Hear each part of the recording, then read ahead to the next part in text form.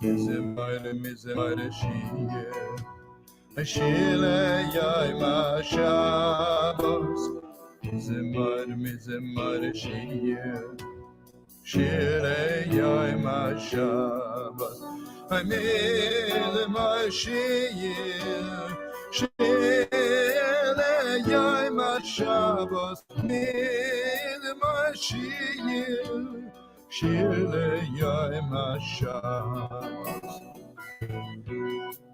The whole world is waiting to sing this song of Shabbos. The whole wide world is waiting to sing this song of Shabbos. The whole world is waiting to sing this song of Shabbos. The whole wide world is waiting to sing this song of Shabbos. And I am also waiting to sing of Shabbos. I am also waiting to sing this song of Shabbos.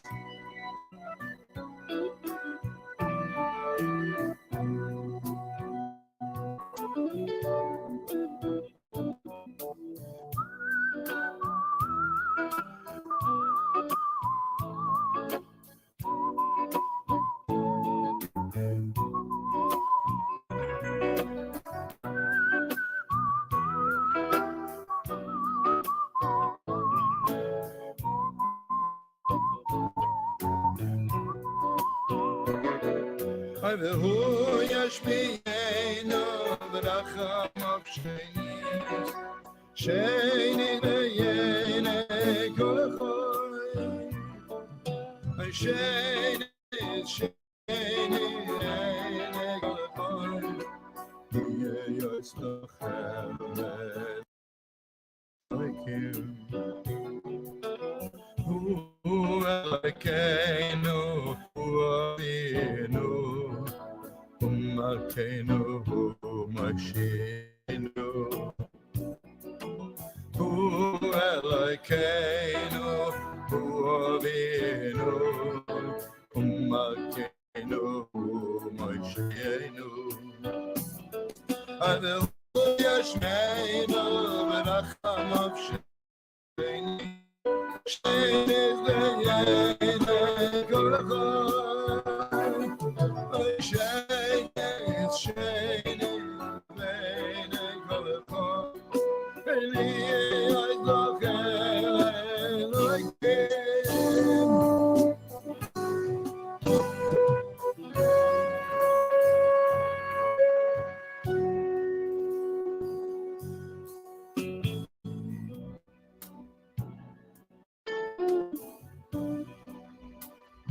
This is to my first daughter, the pride of my heart, my soul, the sweet Neshama.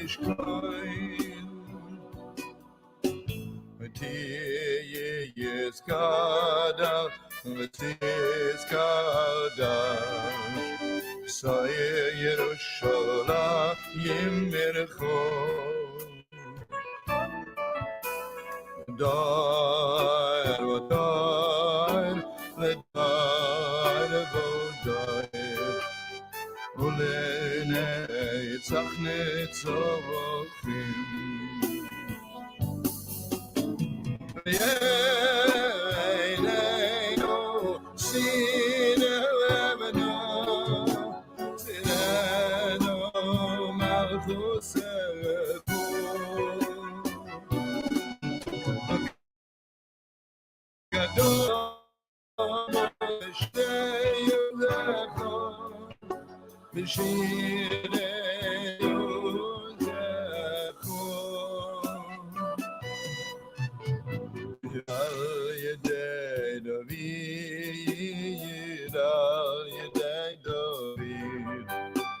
Mashiach tzidkecho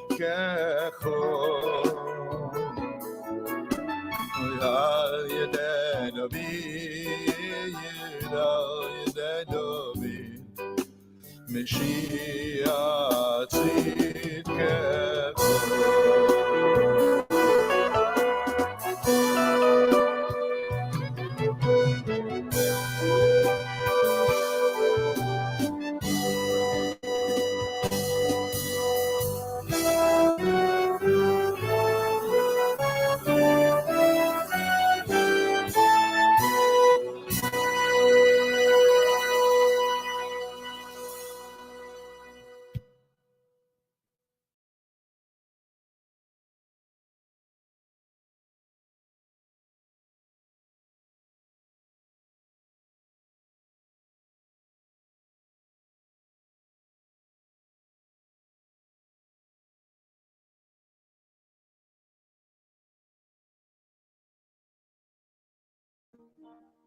Eilechun eraneno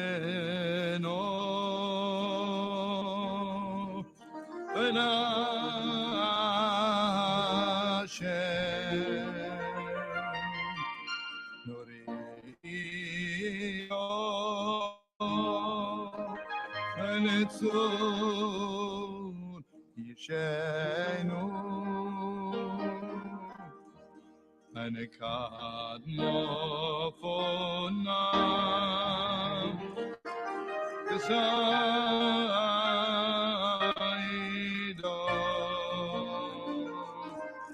Ein nidais Ein odialoim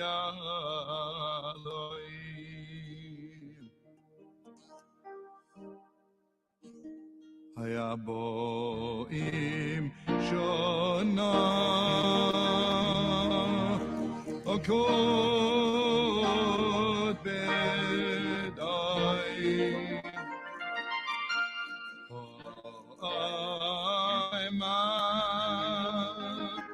Hayam Tayelevo Hey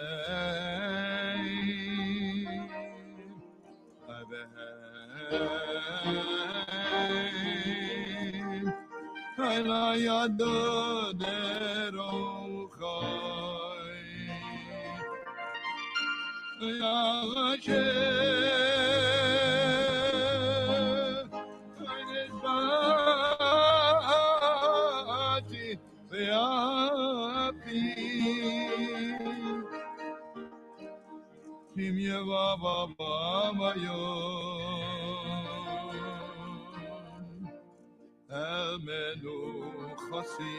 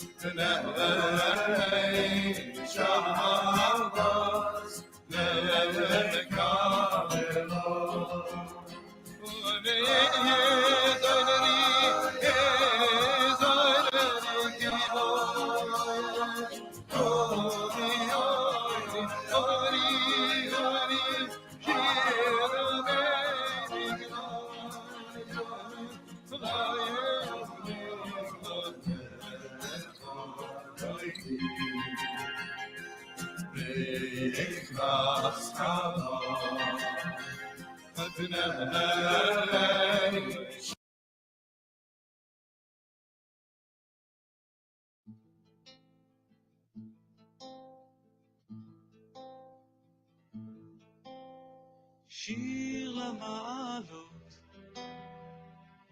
אשא עיניי אל ההרים, מאין יבוא עזרי, עזרי מעם השם, עושה שמיים וארץ, אתן למות רגליך, אל ינום שומרך,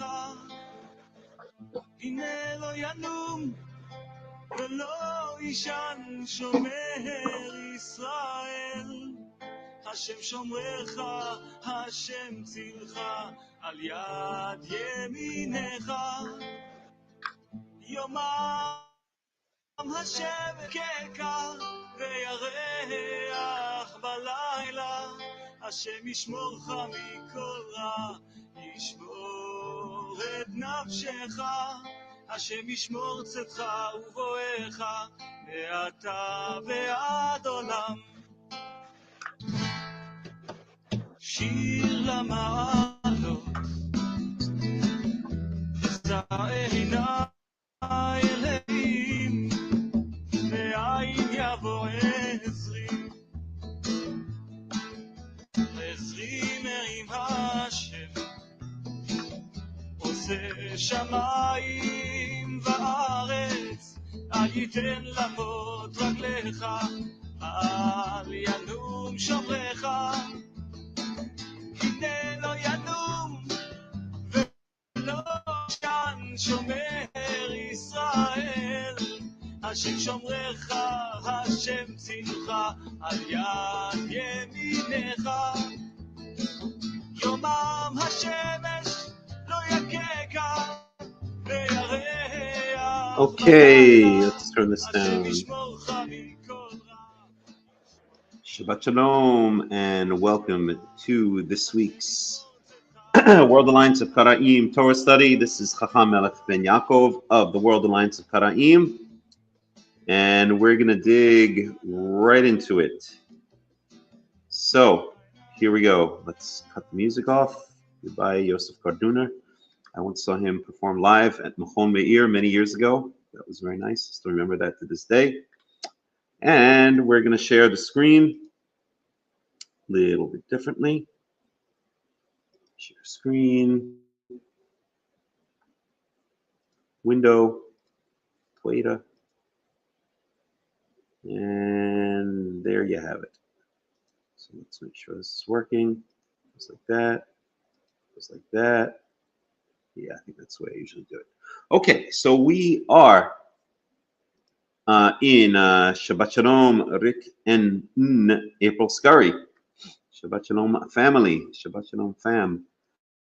Okay, well, here we are. We are in this week's Parsha. This is Vayigash. This goes from Genesis chapter 44 through Genesis chapter 47, approximately. We've got my friend, well, he's kind of a private guy sometimes, so I don't know what name he's going to go by today. But he has been known to be related to the communist leader of Cuba. It's kind of an inside joke. Anywho, he's here and he said he read the Parsha in Aramaic, in Aramite, so maybe he'll have some insights for us regarding that. And he also said this is his favorite Parsha, and I actually concur with that. This is an amazing, amazing Parsha. It's up there. My second favorite Parsha is at the beginning of Numbers, where they do the census, or just repetition of the numbers. No, I'm joking. That's not my favorite. It's boring. You're not allowed to say the Torah is boring, but yes, it's a pretty boring one. That one. But Vayigash is amazing. And so my friend had mentioned that, and fellow Karaite had mentioned that it's his favorite Parsha. And I said in response that I literally, when I read this Parsha, almost every year, I literally cry. That's how the revealing of Yosef at the end is just, it's like the culmination of everything that started in Genesis, right? Or at least with Abraham, right? Like this is the culmination of everything that was promised to Abraham, pretty much. Not quite, because they don't have the land yet, but it's the culmination of that whole process. And it's like it all just comes pouring out in that one line where Yosef reveals himself to his brothers, and it literally moves me to tears. It's like, sometimes I usually don't cry in movies. Once in a while, a movie really gets me, and I'll shed a tear or two. But this really gets me. This Parsha in Vayigash. So we're gonna dig in, and we are. Well, let's just remember where we were. I'm not going to go backtrack too far, but there was a famine in the land, right? Yosef had interpreted Pharaoh's dreams. I think we read up to the end of 41 here. And so Yosef is in charge of Egypt, and the brothers, the family, Jacob and his other 11 sons are back in Canaan. And so they decide, hey, time to get moving and get some food because of the famine. So that's what happens. And let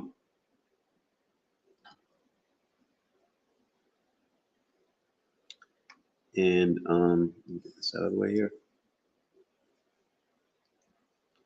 Right. So we pick it up in Genesis 44:18. I'll start at the beginning of Genesis 44. Okay. And again, Mr. Aramaic, I don't know where you're going by. I'll just call him, we'll make up a fake name for him because I know he tends to be a private person. We'll just call him Joe.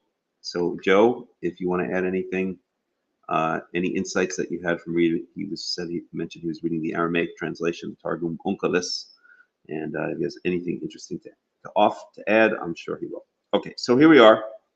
We are in chapter 44, verse 1.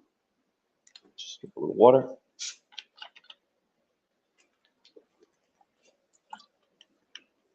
And we have Waitza et asher al bito lemor mele et em tahot ha noshim ochel kasher yuchlun. That's it. Wasim kesef ish befi em tahto. Okay, so Yosef is now commanding, right? So the brothers are down there and they're about to head back up to Canaan.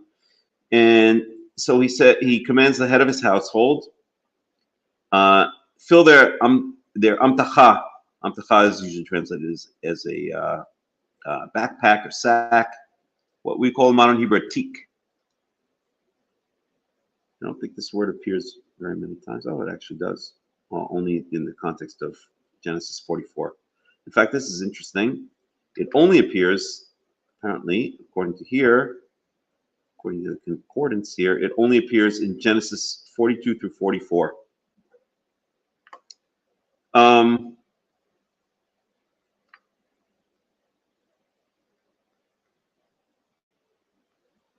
And let's look at the BDB on that one. Amtacha, only Genesis 42 to 44. So that's exactly what the BDB points out. And here it says it's related to matach. Okay, I guess that maybe makes sense. Spread out like limtoach.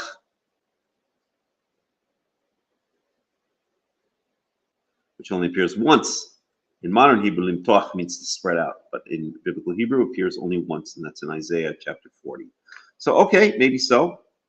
I guess I wonder if any of the other commentaries pick up on this word, amtacha, and perhaps posit that it's an Egyptian loan word because it only appears in the story while they're in Egypt.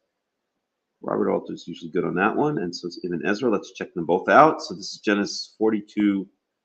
No, this is Genesis 44. Well, it appears for the first time, so let's look there. 42:27. So let's take a look at Robert Alter and see if there's anything to say about this word.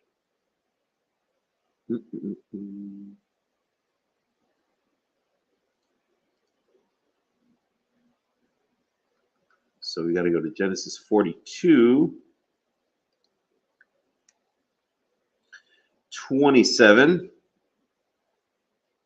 Nothing there. So there it is. It translates it as pack. We're on page 460, so we'll just get over there as well. We'll look at our verse.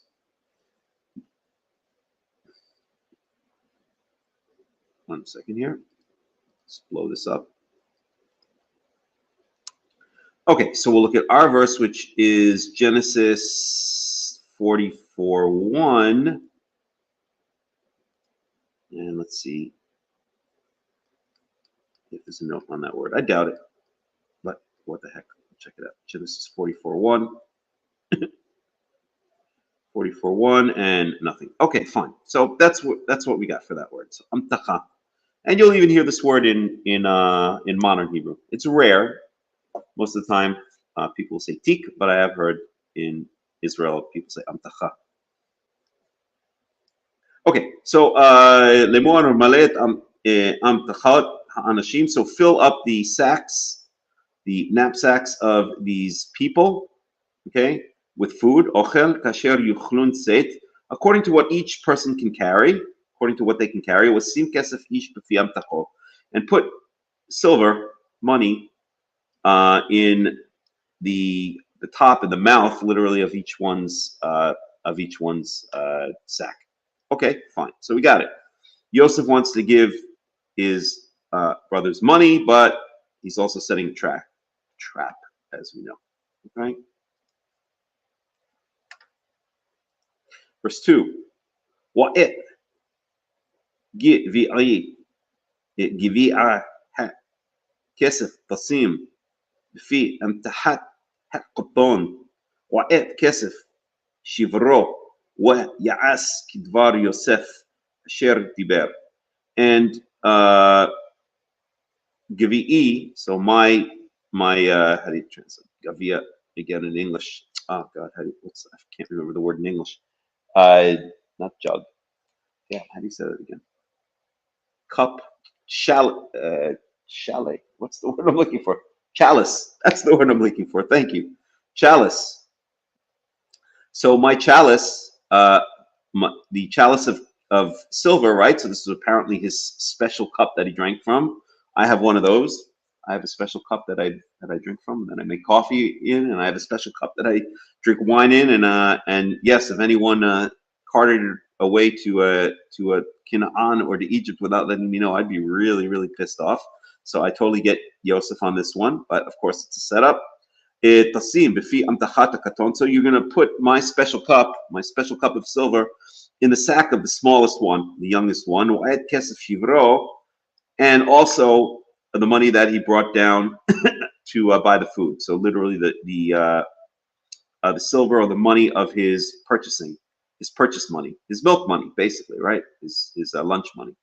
So you're going to put my special silver chalice and his lunch money back in his sack. And so this person who was the head of his household, who was one of the servants in charge of the household, did as Yosef requested. Okay, so Yosef is setting up the brothers for the big fall and the big reveal.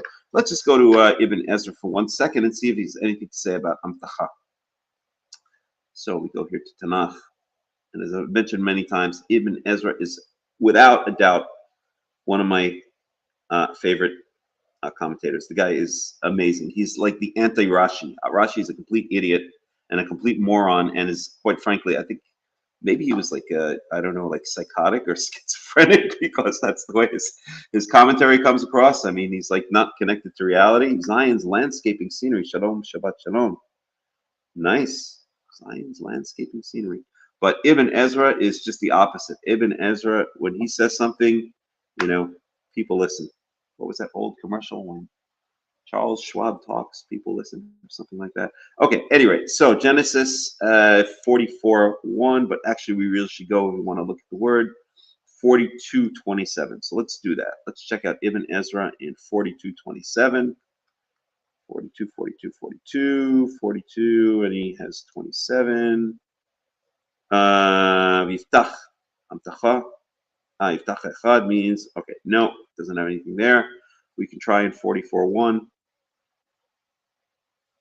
No, he doesn't have anything. Okay, fine, no big deal. We're gonna leave that one alone.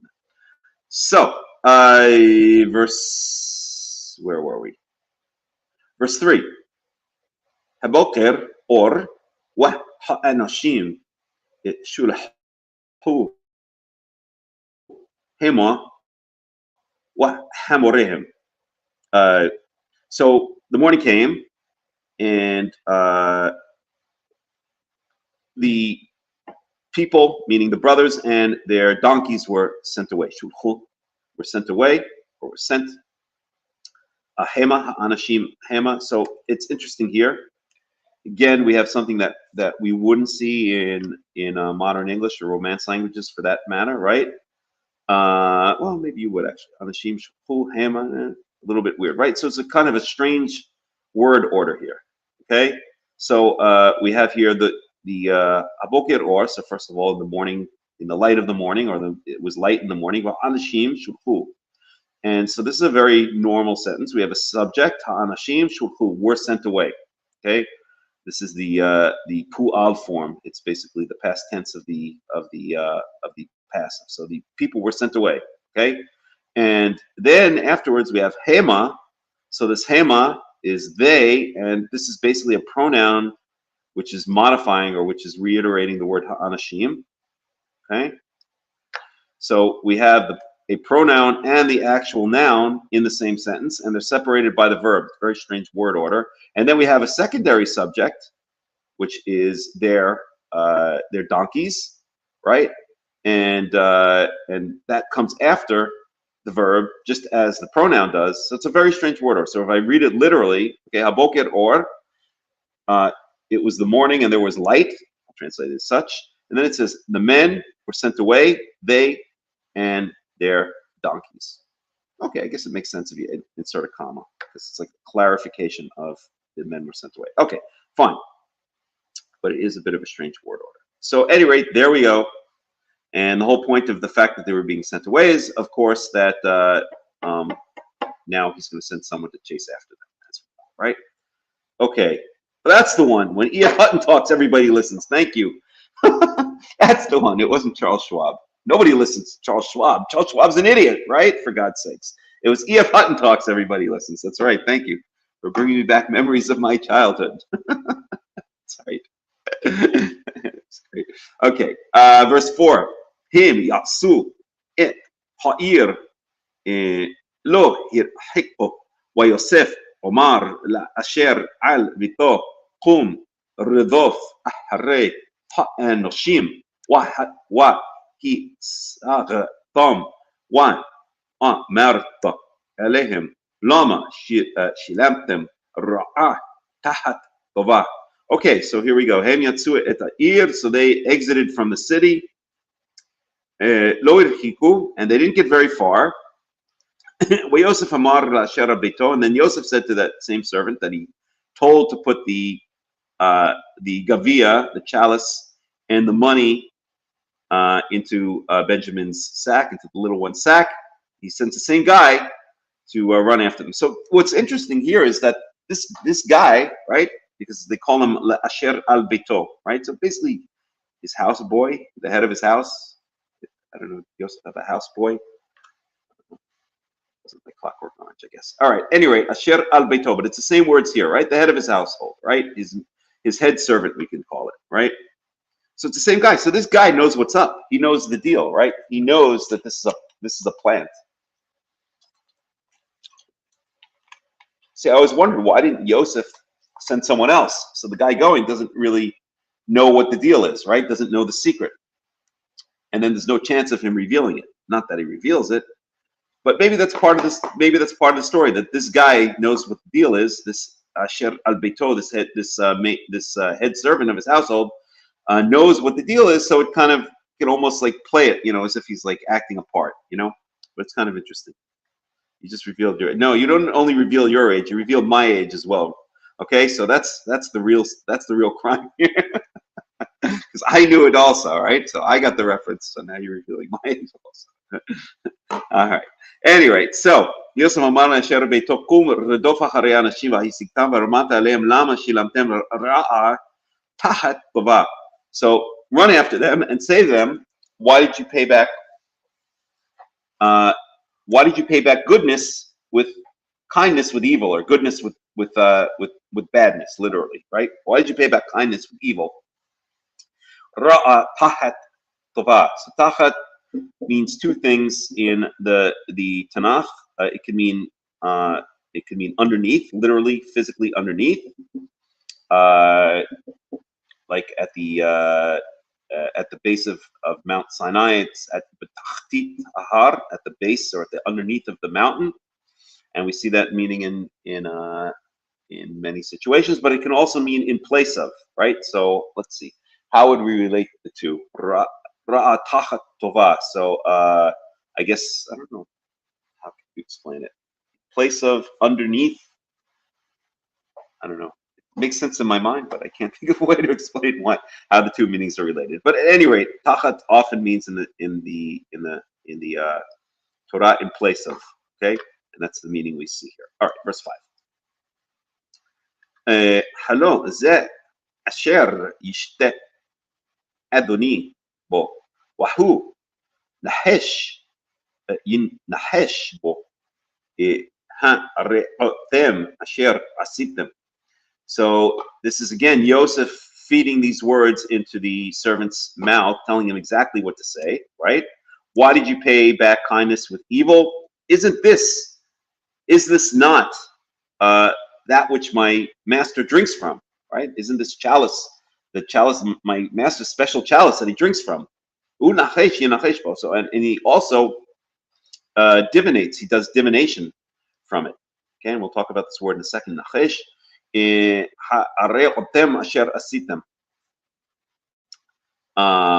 So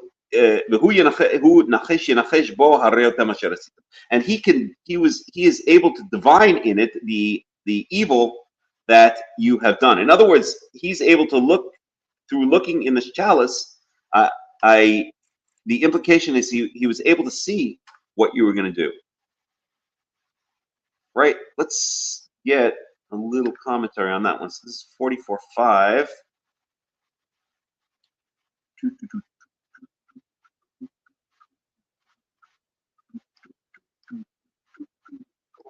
44.5. Is not this the one which my Lord drinks, and in which he always divines? You have wrought evil in what you did. Okay, so Robert also gives a slightly different translation. Stop. There's an nach here. My mistake. So this should really be like a semicolon. Nach, this little wishbone thingy underneath the bet, means like a semicolon. You have done evil, which you have done. So no, I'm sorry. It's not that he was able to see that you will do evil, which actually makes sense to me. He divines from it. Okay. You've done evil that which you've done, or that which you've done is evil. Okay, so let's see if we can get a little commentary on a couple of these verses. Do a little Robert Alter for the heck of it. Chapter 44.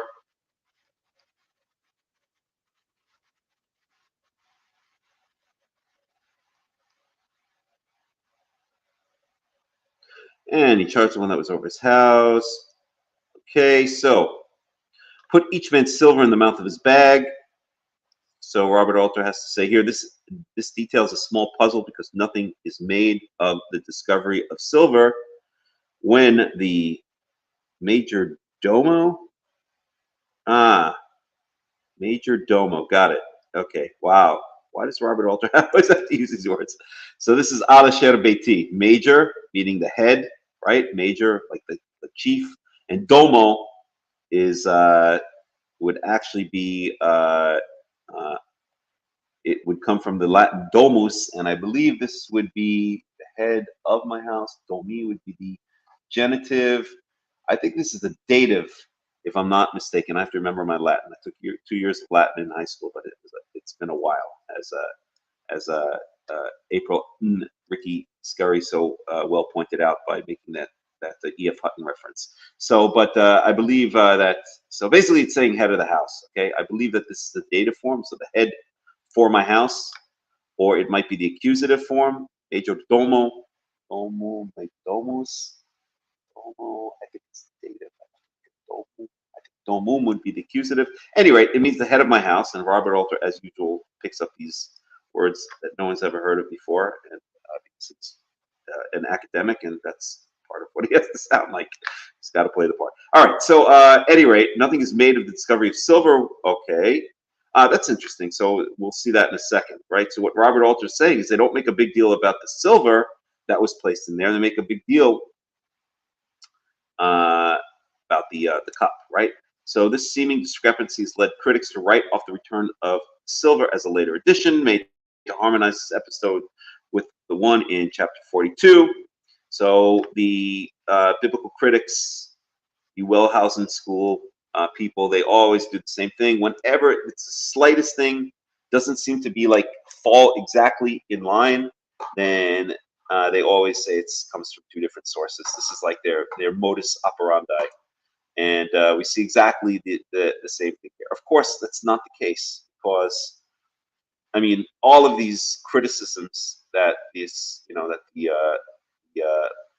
biblical criticism people make, it's usually you're just seeing the story from two different sides, or one is adding a certain piece of information and another, and then it's replaying the story and adding other pieces of information, which Torah constantly does, right? So, for instance, the classic example would be Genesis chapters 1 and chapter 2, right? Both relate the creation story, right? But they always say that one is the e-source, the Elohist source, and then chapter 2 is I think they attributed to, I can't remember, is it Jehovahist? I don't know. At any rate, one of the other of the four sources, definitely not the source, Deuteronomical source. I think they attribute it to the Jehovah's source, because then the word Yahweh is mentioned there. At any rate, even though the story is retold, and we as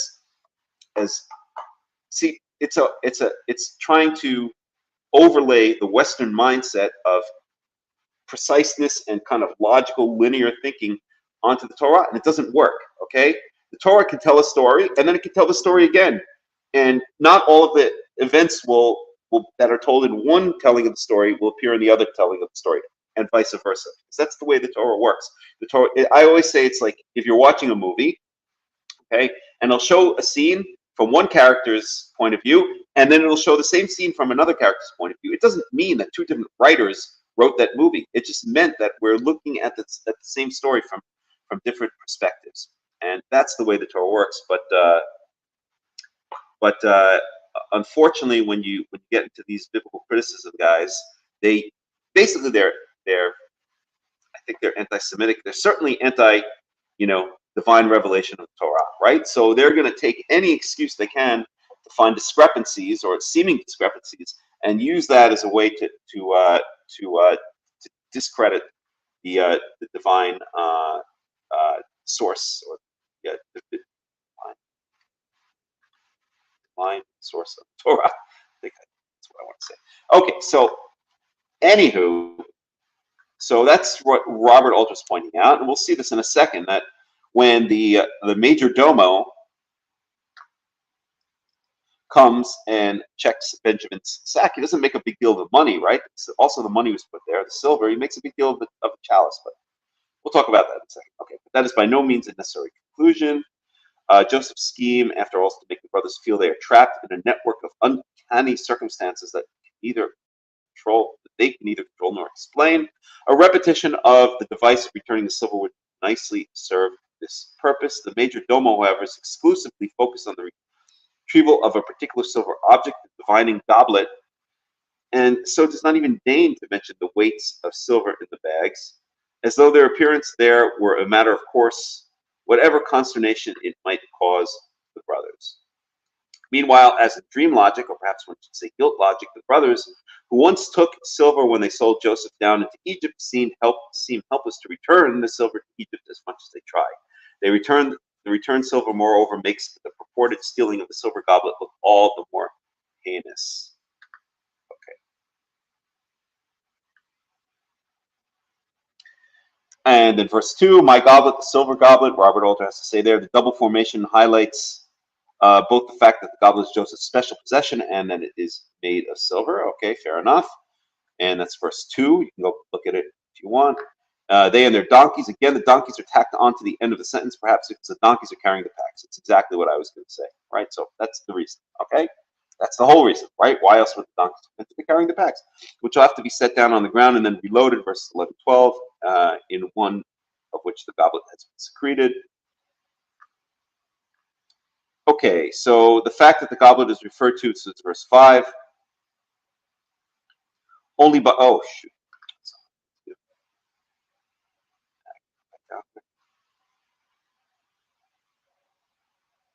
Verse 5, and then we'll get back to the text itself. So the fact that the goblet is, and let's just look at verse 5 again. So verse 5, is not this the one? Meaning, is this not just the goblet or the chalice which my master drinks from? And he most certainly, again, we have this repetition. Nachesh, and as we've said many times, repetition in biblical Hebrew means emphasis. Okay, and isn't that the one that he most certainly divines in, engages in divination in? You've done evil. Okay, so Robert Alter on that verse says, may reflect the flaunting of the assumption that, as all concerned should recognize, the only thing at issue here is the goblet. The brothers may well have seen Joseph drinking from the goblet at the dinner the day before, whereas its use for divination would have been news to them. The probable mechanism of divination in a goblet would be to interpret patterns on the surface of liquid it contained or in drops running down the side. So this is what I was going to mention. This is linachesh. Okay, linachesh is usually understood as exactly this. Okay, looking into liquids and divining the future from looking into liquids. Okay, divination would have been a plausible activity on the part of a member of the high Egyptian bureaucracy with its technology of soothsaying. The emphasis is given here is also linked with Joseph's demonstrated ability to predict the future and a superiority of knowledge in relation to his brothers. Okay, fine. Now let's just look at this word for a second. Yinachesh.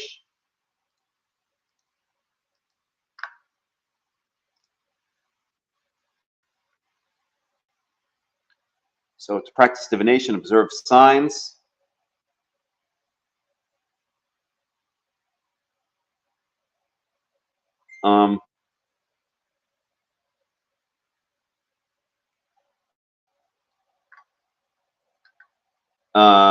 Okay. Let's see if we can find. So here's our one in Genesis 44:5. And again in Genesis 44. Lo tinachashu v'lo te'onenu.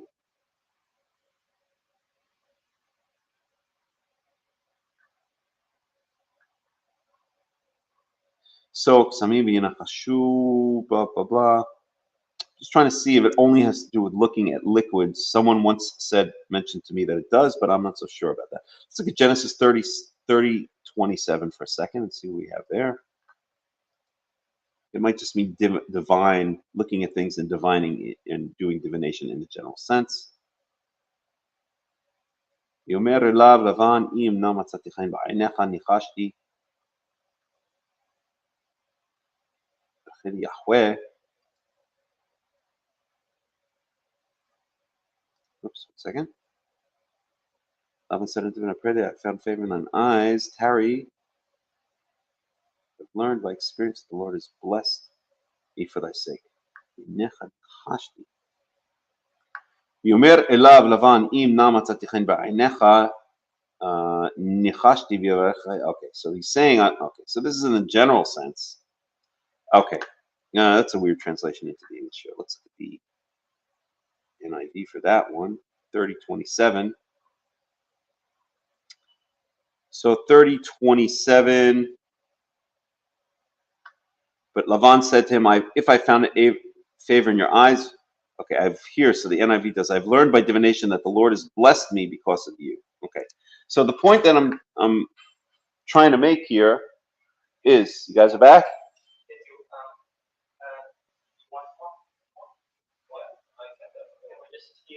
Okay. Okay. In the garage. All right. Okay. I'm going to continue my study here. Okay. So the question is, does linachesh mean exactly?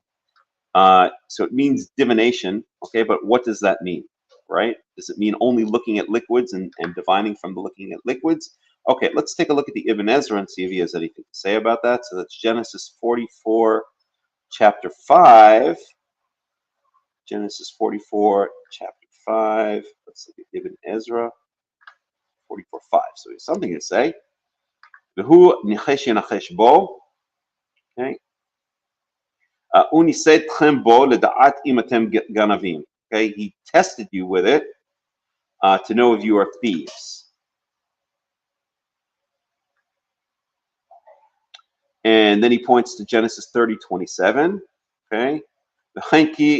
וכן כי נחש ינחש ותעמו למה לא פחדתם כי לנסותכם שמתי גביע הכסף לפניכם והעלמתי עיניי עד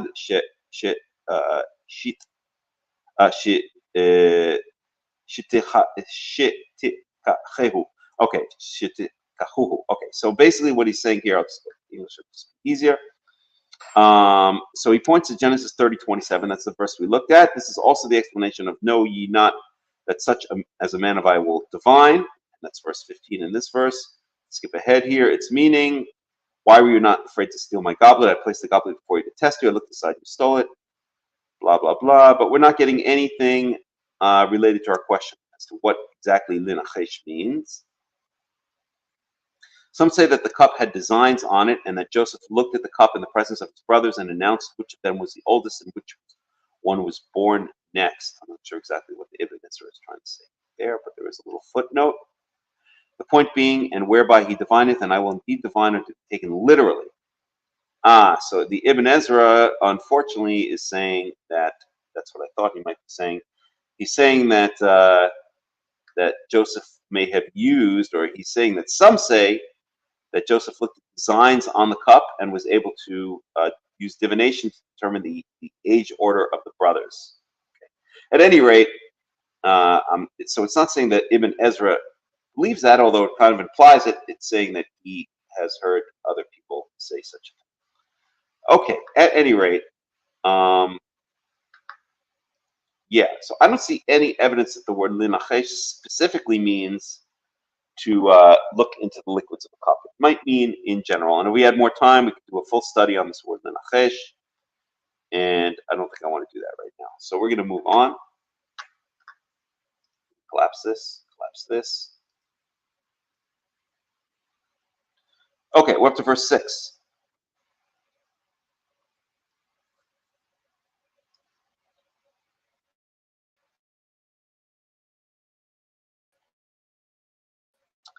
وَيَسِّغِيم et هَدَّوَارِيم ha'ele.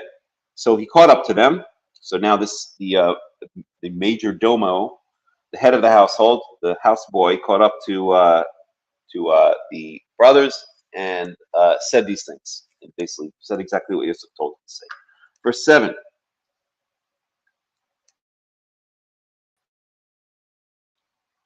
ויאמרו אליו למה ידבר אדוני כדברים האלה חלילה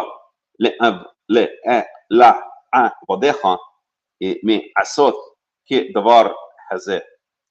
And they said to him, the brothers responded, why do you, my master, master, speak these words?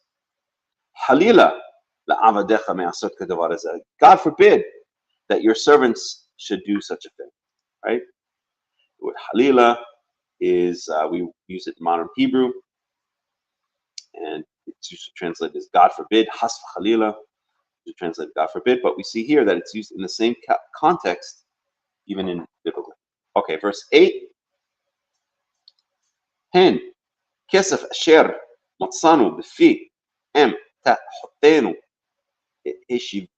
heshivonu elecha me'eretz ki no'an wa'en wa'ech nirnov mibet adonecha kesef o zahav. So now they're saying the money which we found in the openings in the mouths of our sacks, we return to you from the land of Canaan.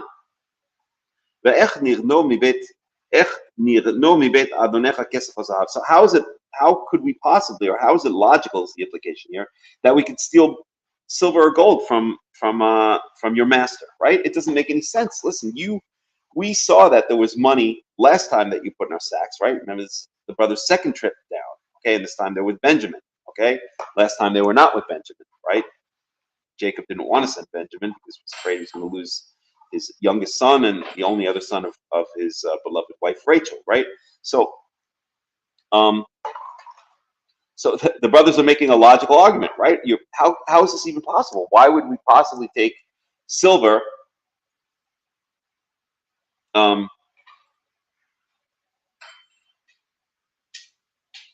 second here.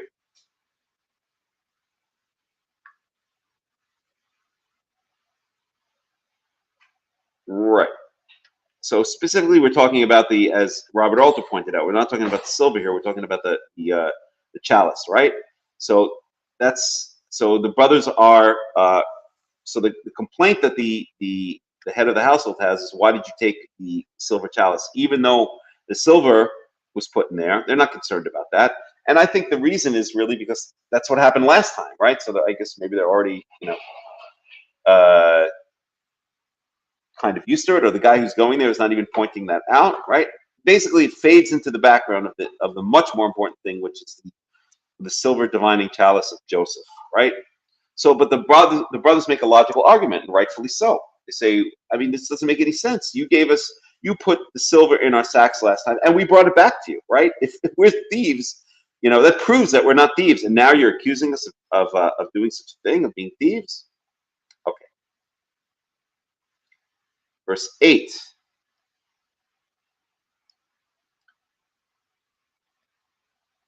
Okay, we already read that one. Verse 9.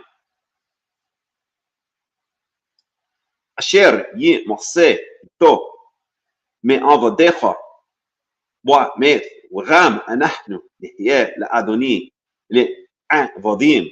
So they're so sure of themselves, they say, so whoever among your servants, meaning any of us among the brothers, in which this is found, with whom this is found, should die. And also the rest of us will be your servants. So that's basically, well, it doesn't say who's speaking here, but that's basically what the brothers respond, right? You're accusing of this. If you find this chalice among any of us, that person should die, and the rest of us will be your slaves, right? That's how sure they are. Okay, but this is they're so sure of themselves, but it was kind of foolish to be sure of themselves, right? Because they don't really know what's in their sacks, as they're about to find out, and they're about to be quite shocked. But it just teaches you have to be a little bit careful what you promise or swear, right? Luckily, Yosef did not follow through with this, although kind of pretended to, right, in a slightly different Yufsa, in a slightly different version. But it reminds us of a number of other stories in the Tanakh, the most famous of which, if I can find it, Judges. 1 second here, please.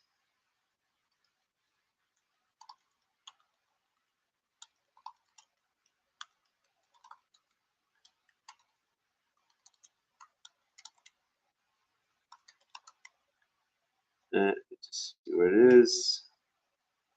That's going to be in Judges chapter 12. And we have the story of Yiftach. Well, I won't go through the whole thing. Just look at it very briefly. Maybe in the English, go a bit faster.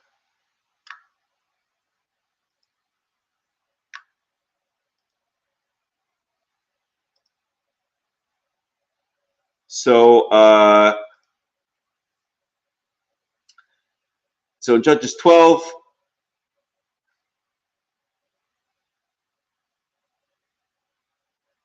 we have the story of Yiftach.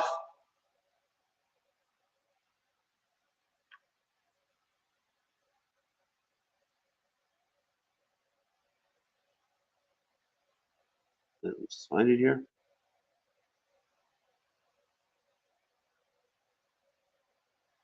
It's Judges 11.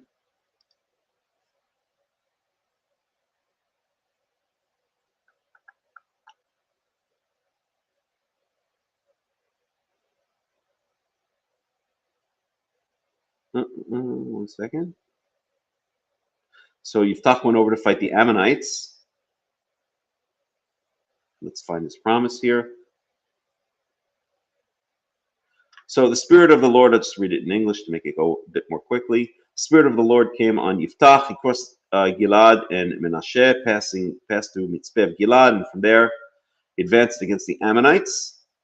And Yiftach made a vow to the Lord, if you give to Yahweh, if you give the Ammonites into my hands, whatever comes out of the door of my house to meet me when I return in triumph from the Ammonites will be the Lord's, will be Yahweh's, and I will sacrifice it as a burnt offering.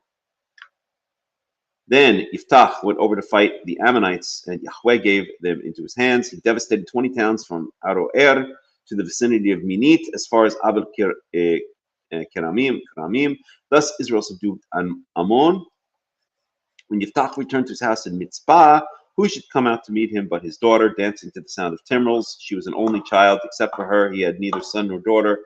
When he saw her, he tore his clothes and cried, "Oh no, my daughter, you have brought me down, and I am devastated. I have made a vow to Yahweh that I cannot break." So that's how serious a vow is, right? If you make a vow to Yahweh, then even if it means you have to murder, and that's what they ended up doing, right? That's exactly what happens, right? It says so explicitly. Right? My father, she replied, "You have given your word to Yahweh." Boy, what?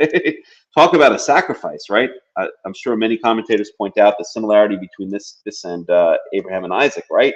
Abraham was ready to sacrifice Isaac, but Yiftach actually did sacrifice his daughter. He killed her. My father, she replied, and not only was Isaac submissive, he was ready to go with his father, although it's not clear if he knew exactly what was going on. He seemed to have an idea of what was going on, right? Yes. Where's the sheep, right? But here, Yiftach's daughter knows exactly what's going on, and the reason, and yet she completely says to her father, "You have to stick to your vow," right? she allows herself to be sacrificed. Do to me just as you promised, now that Yahweh has avenged you of your enemies, the Ammonites. But grant me this one request, she said. Give me 2 months to roam the hills and weep with my friends, because I will never marry. You may go, he said. And he let her go for 2 months. She and her friends went into the hills and wept because she would never marry. And after 2 months, she returned to her father, and he did to her as he had vowed. And she was a virgin, meaning the father killed his own daughter because he had made this vow that the first thing that comes out of his house, he will sacrifice.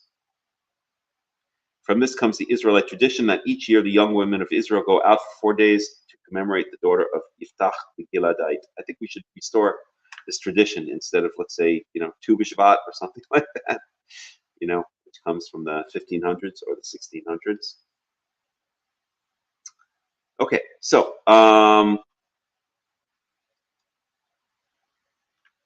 radio.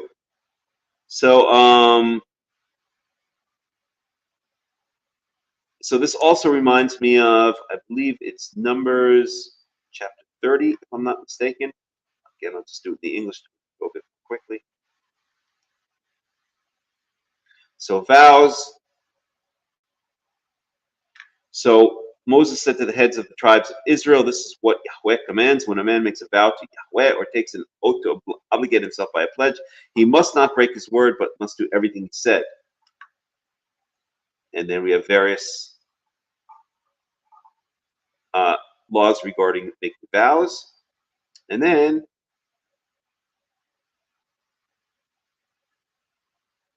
second. Is it the next chapter? No, it's not.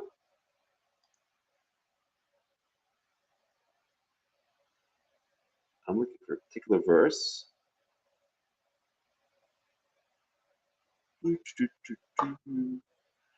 Maybe it's not here. So where is it?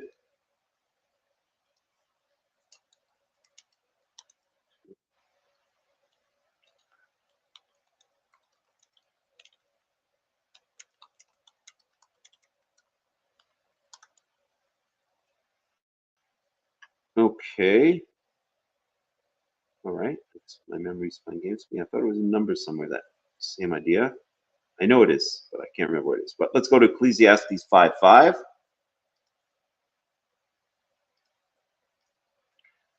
So let's take a look at that very quickly.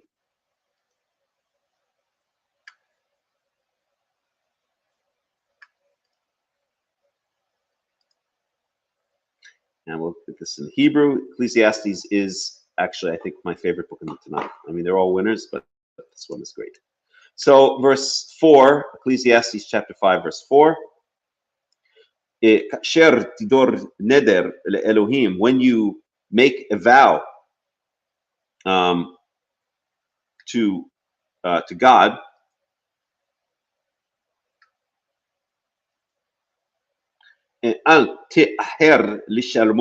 don't delay in paying it, in repaying it.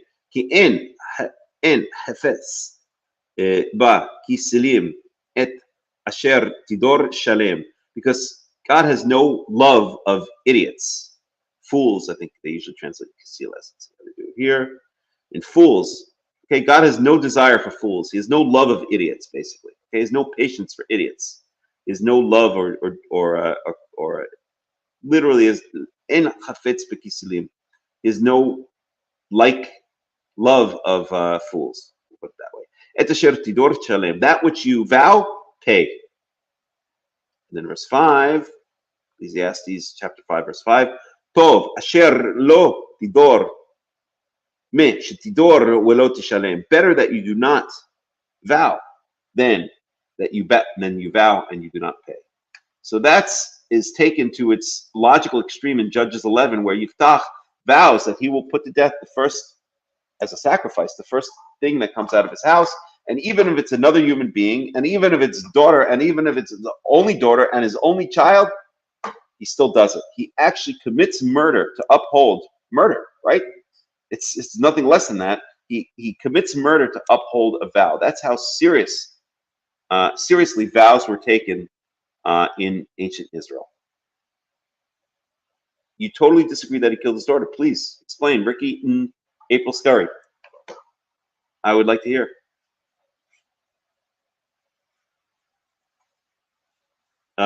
you can type it in, or if you want to, I guess you're not on the StreamYard, but please, I would like to hear why you disagree.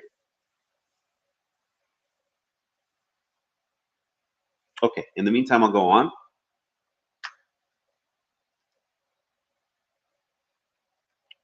So, Yomer Gam Ata Isher Yometza. Okay, so at any rate, this is what the brothers say, and they're 100% convinced. Listen, I know in my life I've said things that later I really regret saying, and I don't mean like insulting somebody. Sometimes I don't regret that. But what I mean is, I guess something along the lines of a vow, or being so sure of something and then later finding out, boy, I'm really eating my own words, right? This is an extreme case of the brothers eating their own words, right? So one should be really careful what they say, and that's another one of my favorite verses in Ecclesiastes, if I can find it. Be quiet. Let's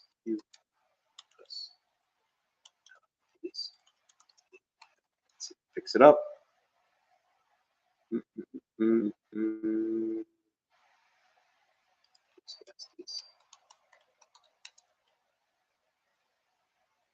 There it is, Ecclesiastes 5:2. So right where we were. Let's go pick that up.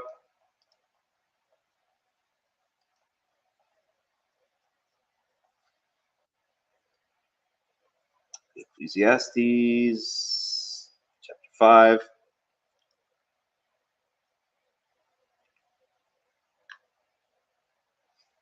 So we might as well start in verse 1. This is verse 2, just to get a little context, even though these are kind of like proverbs almost. Okay, Shemor raglecha kasher telech el beit ha-Elohim u'karov lishmo'a mitet kisilim zavach ki inam yodim asot ra. So, karov lishmo'a mitet. Okay,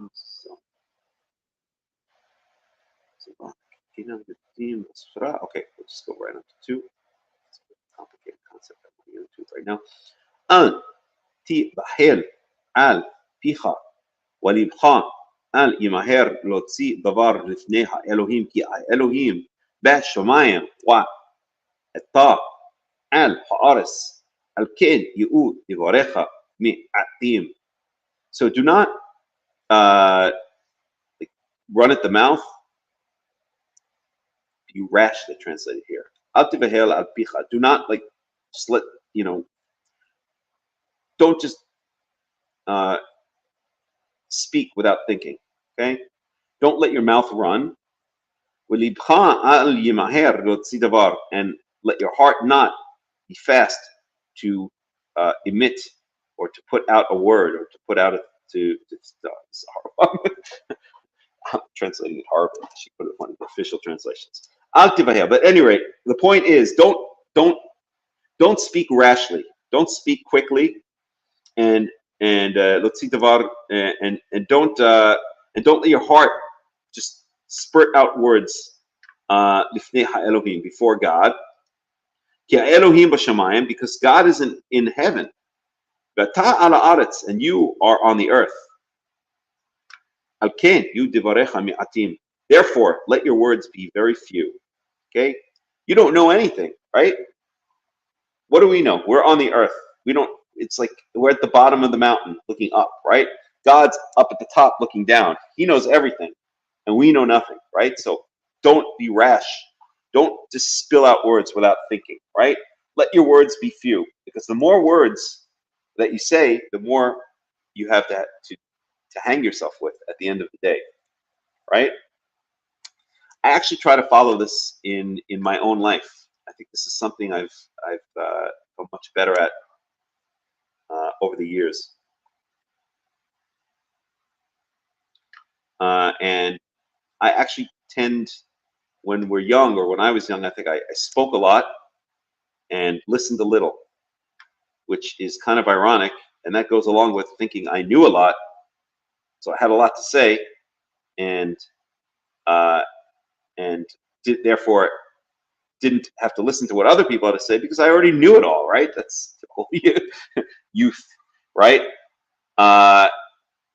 So this idea of speaking a lot certainly goes along with thinking you know it all, right? But as I grew older, I realized more and more how little I know, and as each year passes, I know less and less. Which is not to say that in an absolute number I know less and less. I know more and more, but I realize how great and how vast the universe is, and how great and vast Yahweh is. So compared to the whole, it's as if the whole keeps expanding. At this rate, my perception of the whole and my knowledge keeps expanding at a much slower rate. So therefore, percentage-wise, I end up knowing less each year because I acquire more and more of an awe and an understanding of how great Yahweh is and how great His universe is. So therefore, as we grow older and wiser, as I've grown older and hopefully wiser, then I've learned that I should speak less and listen more. That's what I try to do. I don't think I'm always successful, but I think I really try to listen to what people have to say. When you listen, you learn. When you talk, not only do you not learn, sometimes you make yourself even dumber because you're just foaming at the mouth. You're not saying anything of wisdom a lot of times. Sometimes you are, but hopefully when I do this Torah shiur, I'm saying something. But at any rate, I think I made the point. Okay. Okay. Anywho, so let's go back. I think Ricky and April wrote something here. So understand that she was kept from marriage, and thus she could not have any children. A woman who does not bear children is as she is dead, but she's not producing life. Also, Yahweh does not accept human sacrifices. I just don't picture this happening. Okay, I hear what you're saying. I've got to disagree with that because I think it's quite explicit in the text. Okay, I would respectfully say that your approach or what you're saying there is kind of apologetics. Okay, you're trying to you find it offensive, rightfully so. You find it offensive, the story of that story of Yiftach regarding his daughter, and so you're trying to harmonize it with your morality, which for all of us is maybe influenced by Western sensibilities. But I don't think that's the correct approach. I think that it's very clear. And we could go back and look at the text, but I won't. Maybe I just will very briefly without digging into the details. But if we look, Judges chapter 11. I'll put the English. It's very clear what's going on here. Okay, so Yiftach says. So Yiftach was having trouble, right, defeating the Ammonites.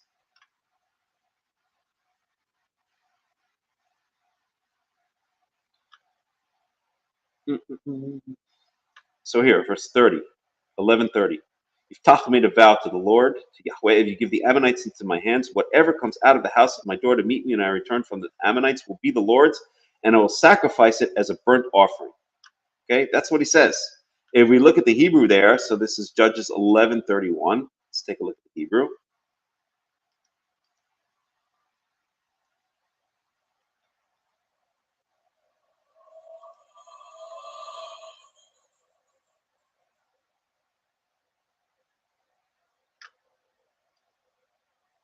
Right? והיה היוצא אשר יצא מדלתי ביתי לקראתי בשובי בשלום מבנה עמון וחיה ליהווה והעליתיהו עולה. So literally, I will lift him up, or I will offer it up. Olah, and olah is a fully burnt offering. Okay, that means olah means everything goes up in flames. Everything is put on the altar except for the blood. Yes, except for the blood. Okay, but everything else is put on the altar and burnt completely. Right? All blood never goes on the altar. Okay, so that's what that's what he's saying here. Okay, and then we have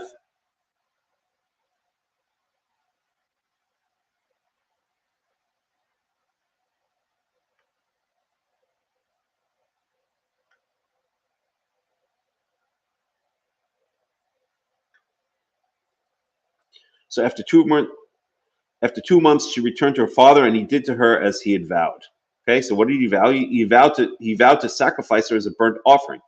Now you're 100% correct that Yahweh despises human sacrifice, right? No, of course I don't believe that. Did Yahweh accept it? We don't have Yahweh anywhere here in this story, in this particular story of Yiftach, right? This is his own decision, right? Is Yahweh even mentioned here? Let's look.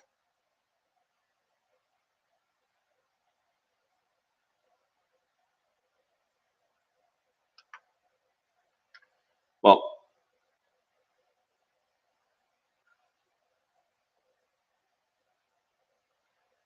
this is just retelling the story.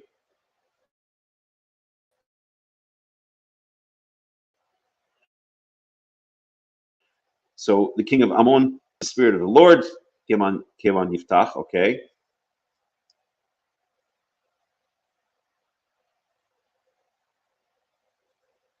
Anywho, okay, so Yahweh is certainly mentioned, but not in the context of this vow.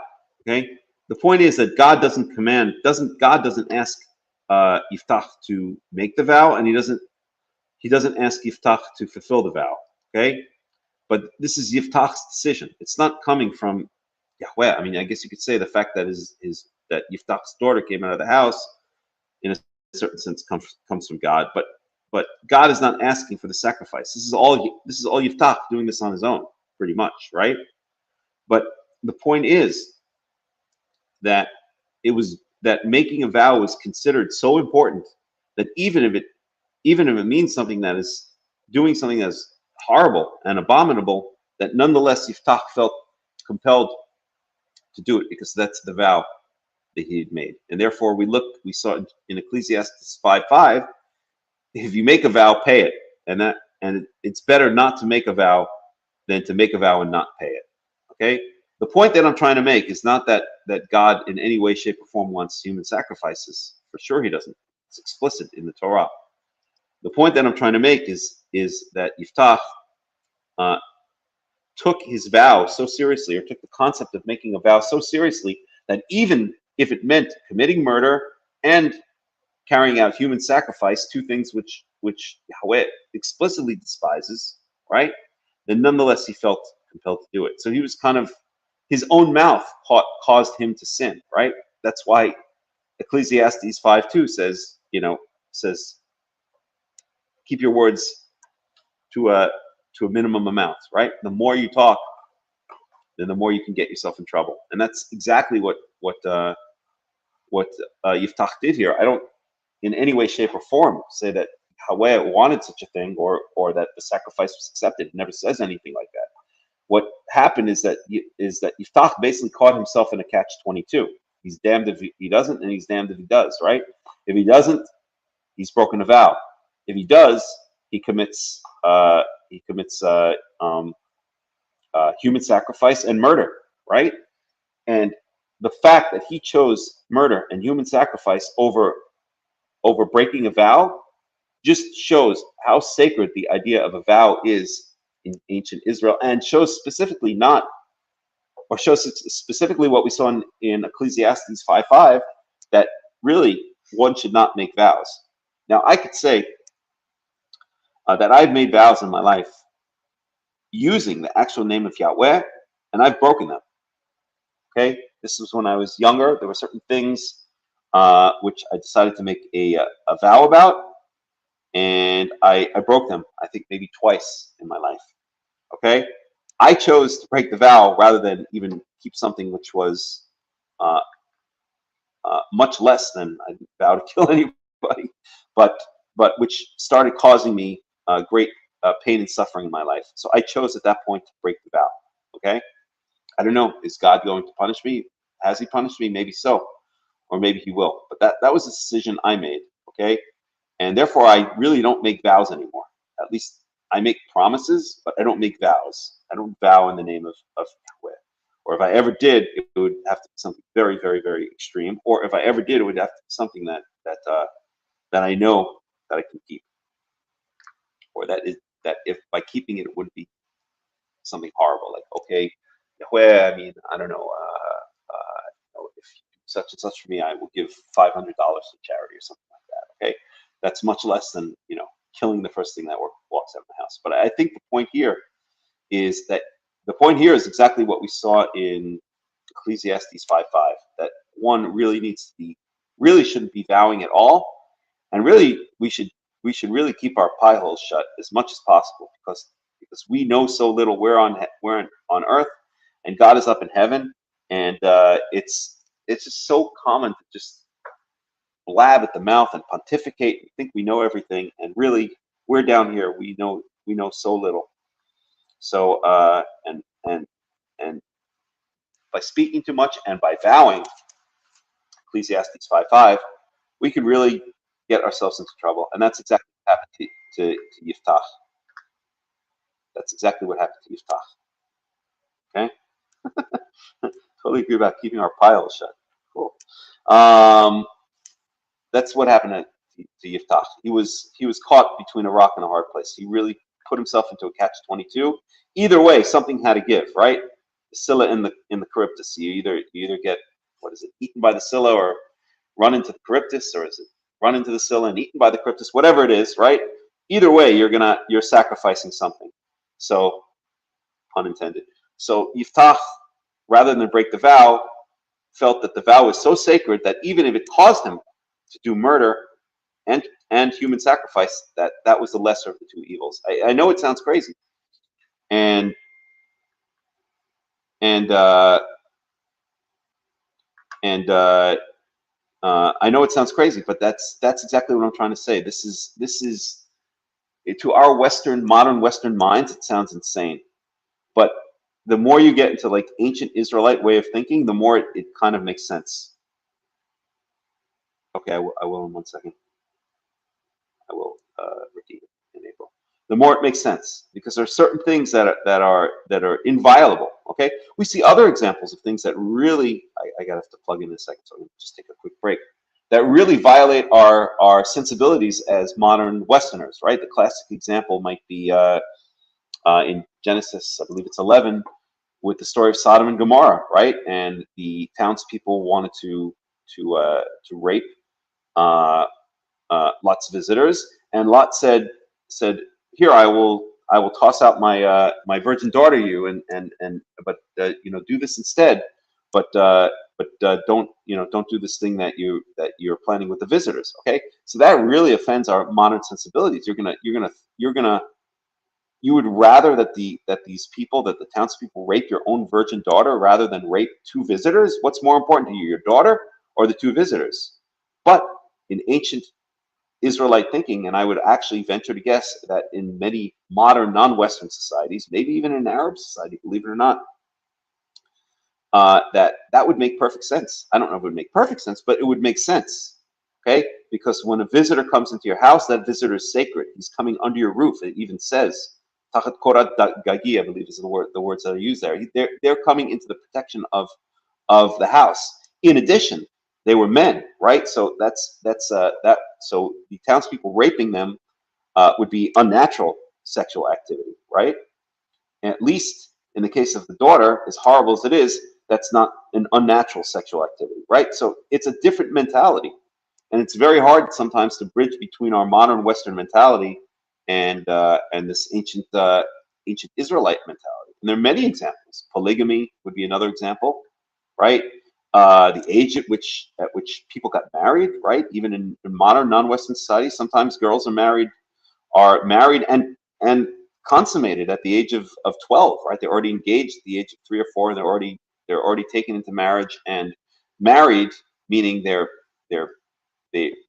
husbands have relations with them already at the age of 12, right? That there are many things that violate our modern Western sense of sensibility, but that's just because we've developed a certain subjective morality, which is different from the morality of the Torah. Subjective in a sense that,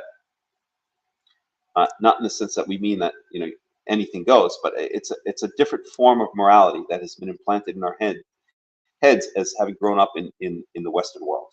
Okay, all right. Let me look. 509. So, do you think that if one makes a vow this drastically and then realizes how wrong it was, do you think that they would be wrong for not going through with it, and would Yahweh be against such a wrong vow? I don't know. That's a tough one. Like I said, I made vows in my life where the consequences for the pain required to continue keeping that vow was much less than having to kill somebody, and I actually broke the vow. So that was a choice that I made. But I don't know. There's something that's mentioned, and I've given you a number of examples. There's something that's mentioned throughout the Torah which is extremely sacred about a vow. Okay, the idea that no matter what the consequences, if you make a vow to Yahweh, then you have to carry it out. I can't tell you what to do. The only thing I can tell you is what I think I gleaned from the Torah in a number of places, some of which we saw, is just don't make vows. Then you won't be faced with the same dilemma that Yiftach was faced with. Excuse me for 1 second. I'm going to go get the plug to charge, and I'll be right back. I'm not going to put on the music or anything. I'll be right back. Oh, actually, I have it right. No, get the other plug as well.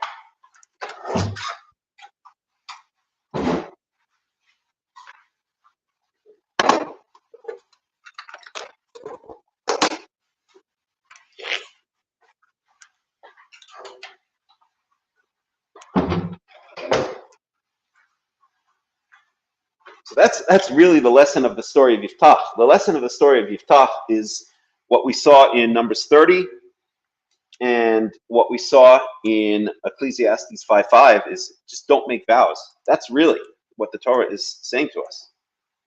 It is best not to make a vow, because if you do, you're going to get yourself into some very sticky dilemmas. So I don't think the Tanakh or the Book of Judges is in any way, shape, or form justifying. It's not making a judgment on what Yiftach did at all. It's basically stating it as fact. It's stating it as this is what Yiftach decided to do. God never says, right? The Torah never, it's not the Torah, but the Book of Judges never implies that God asked for that sacrifice, or that God thought it was the right choice, what Yiftach did, or that God accepted. He certainly couldn't have possibly accepted such a sacrifice. In fact, I would venture to guess that Yiftach was punished for that murder. I mean, divinely punished for that murder. It doesn't mention anywhere explicitly in the Book of Judges that he was punished for it. But I would imagine that now that God judged him as a murderer, but it was Yiftach's own doing. He put himself into that situation, and he did it because he didn't follow the advice that the Torah gives. He didn't follow the advice that the Torah gives, which is not to make a vow in the first place. That's really what the story of Yiftach teaches us. It teaches us the danger and the problems of making a vow in the name of Yahweh, right? Because when we make vows, the Torah idea of a vow is, right, Chai Yahweh, right? Say, right? That's the formula, right? As Yahweh lives.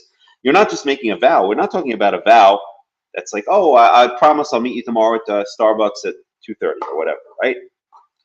When you make a vow, you're invoking the name of God, right? And you're invoking Chai Yahweh, as Yahweh lives, right? Well, Yahweh is, the life of Yahweh is basically the essence of our entire existence, the essence of the entire universe. You're basically invoking, the essence of everything when you make a vow in Yahweh's name. So it's a very, very big deal. It's a huge deal, right? And that's exactly what Yiftach realized. And that was exactly why he made the decision he made, as crazy as it seems. And what's even crazier is that his daughter encourages him to do this, right? Here, verse 36, my father, she replied, you've given your word. My father, she replied, you've given your word to Yahweh. Do to me as you promised, now that Yahweh has avenged you of your enemies, the Ammonites. I mean, that's, talk about daughter who listens to her father. I mean, she's the real tzaddik in the whole thing in a certain sense. Well, maybe she's not. Maybe one could argue that she should have fought against it. But in a sense, you want to talk about honoring your mother and your father. That's that's taking it to an extreme. Let's put it that way. It's a very complicated and a very difficult story. But I as someone who's tried to understand Israelite mentality, ancient Israelite mentality, it doesn't strike me as, it doesn't surprise me, or it doesn't offend my morality. It's horrible, but it doesn't offend my sense of morality, in the sense that I understand that vows are and were, vows in the name of Yahweh are and were sacred, very sacred. So much so that you may be caused to do things that you don't want to do when you make them. So, all right, with that, we'll end it. I think we'll end that discussion. Interesting discussion, huh? Very interesting discussion.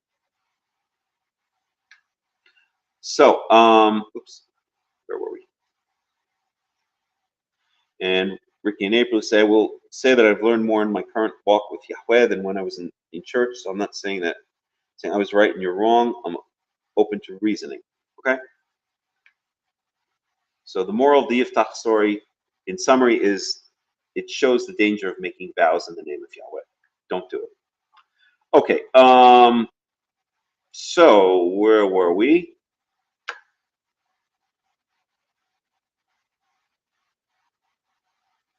Right. So the brothers open their big mouths, which is always a mistake, right? This is where you start getting yourself in trouble. This is kind of like a vow. I mean, it's not a vow in the name of Yahweh, but it's kind of like,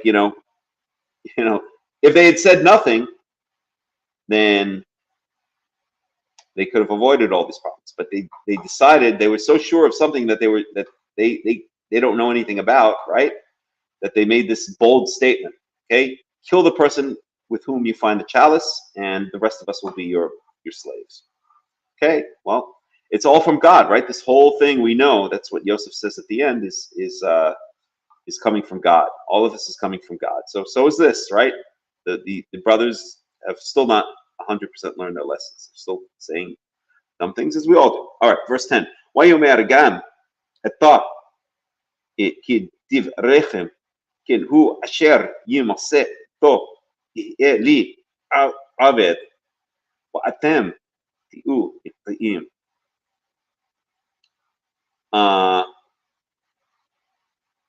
So the head of the household changes it a little bit, right? And it looks like he's ameliorating it. It looks like he's making it better, but it's actually worse. And Yosef knows this. And I guess the head of the household, who's in on the deal, in on the plot with Yosef, also has an idea. And this is actually a very, very interesting verse. And I've pointed this out, I think, in years past, right? That it looks like he's making the situation better, but he's actually making the situation worse. Okay? He says,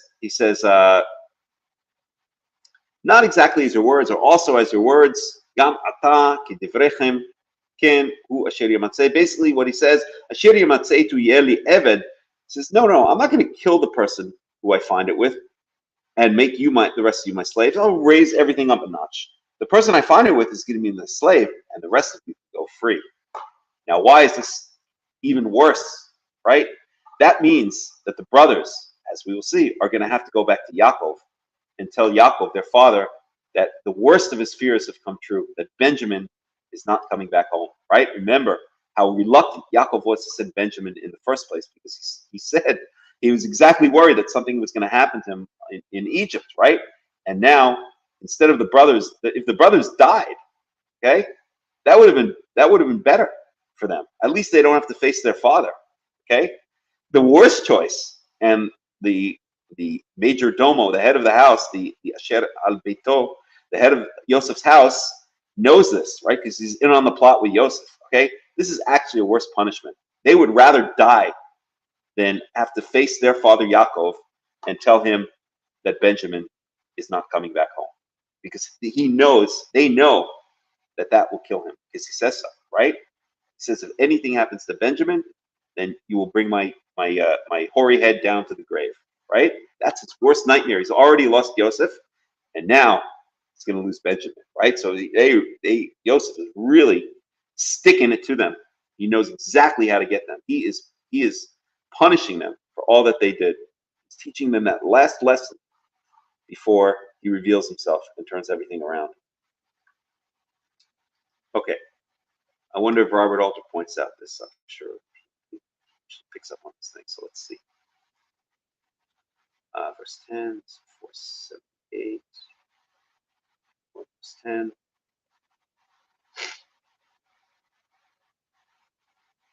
So let's read a little bit of Robert Alter here.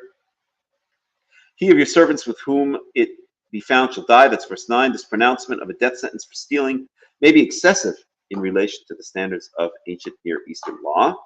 Not really, because remember, we're not talking about just a money. We're talking about the special gavia. We're talking about the special chalice. So Gerard von Arad, whoever the heck that is, has proposed that stealing a sacred object would have been deemed a capital crime. Exactly. The brothers' words are quite similar to those spoken by their father to Laban.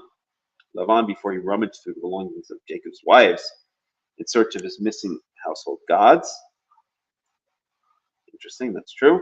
It is a teasing parallel with crucial differences. Laban does not find what he's looking for, but the death sentence pronounced on the actually guilty party, Benjamin's mother Rachel, appears to be carried out later when she dies buried. Right, so it's usually pointed out. I'm not so sure that it's the case. May have just been coincidence, or so. Okay, same verse, and we shall become slaves to our Lord. This gratuitous additional condition, a reflex of their perfect confidence in their innocence of the theft, carries forward the great theme of moral restitution. The brothers who sold Joseph into slavery now offer themselves as slaves. The term eved means both servant and slave, and speeches in this episode poignantly play the two meanings against each other.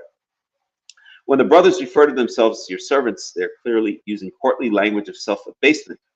When they or Judah offer to be slaves, they're proposing to surrender their freedom and enter into condition of actual servitude. Okay, fine. So here's our verse. These first words of response by the major domo may constitute a kind of bureaucratic or legal flourish. Yeah, it's kind of a complicated little phrase to interpret. Even so, as by your words, let it be. He begins by seeming to concur in their stern sentence the brothers have pronounced on themselves, should the goblet be found among them. But having accepted the principle they enunciated that the guilty party should be punished and a distinction made between him and his brothers, the major domo modifies the sentence to make it more reasonable. The guilty brother will be made a slave and the others allowed to go free. So Robert Alter doesn't actually mention the point that I made, that this is actually a worse punishment than the ones that the brothers had proposed. This is their worst nightmare come true. Better, they are certainly thinking in their minds, they would rather die than to have to face their father Jacob and tell them that Benjamin is gone, just like his brother Joseph. So that will kill him. Okay. Verse 11. Wa yimaharu wa yuridu ish et am tahto arsa wa yiftahu ish am tahto. So they hurried up, and we saw the same word. Oh, where was it? I don't remember. Okay, anyway, they hurried up and they put their sacks down on the ground, and they each opened their sack. Verse 12. Vayihapes bi gadol et hel hu ba qaton kilo wa yimase ha gavia be am tahat bin yamin. So they started searching with the oldest and going to the youngest. We've seen this a number of times in Egypt. Well, not yet. We'll see it again when the brothers are seated with Joseph. They're seated from the oldest to the youngest. Here, again, we're going from the oldest to the youngest, right? So it just shows the importance of hierarchy and status in ancient Israel, right? Something which plays itself out in many ways throughout the Torah. At any rate, Bakatan Kila, so so the point of the Torah saying this, the narrator saying this, is that they're going to get to Benjamin last, right? So they're confident, right? They've gone through 10 brothers, haven't found a darn thing, and only Benjamin is left, right? So that's the punchline. And the chalice was found in Benjamin's sack, and that's it. They're devastated.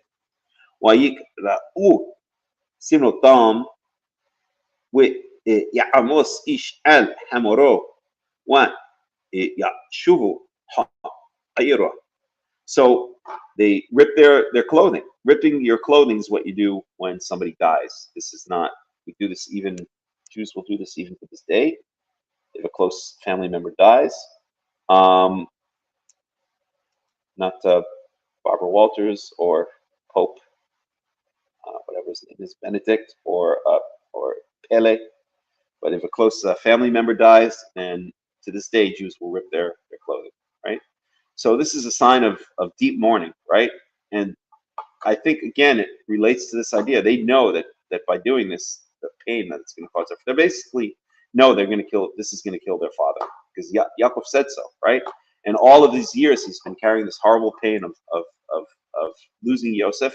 And Benjamin was the only other son he had from his beloved wife, Rachel, who she gave birth to while she was dying, right? So this is his, and he's the youngest, so he's the little baby, right? He's even called the Katon. He's not Katon at this point, right? He's probably already a grown adult, but he's the baby of the family, right? And he's the only son left of his beloved Rachel, and so this is going to kill him, and he says so explicitly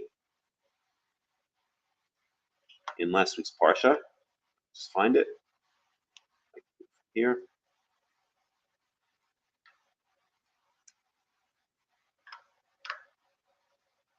So that's going to be, where are we? Genesis 44.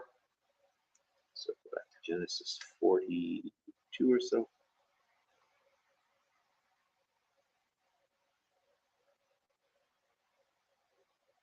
43.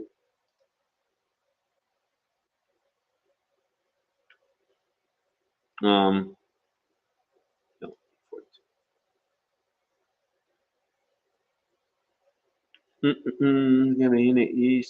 Okay, 1 second. She wanted to do.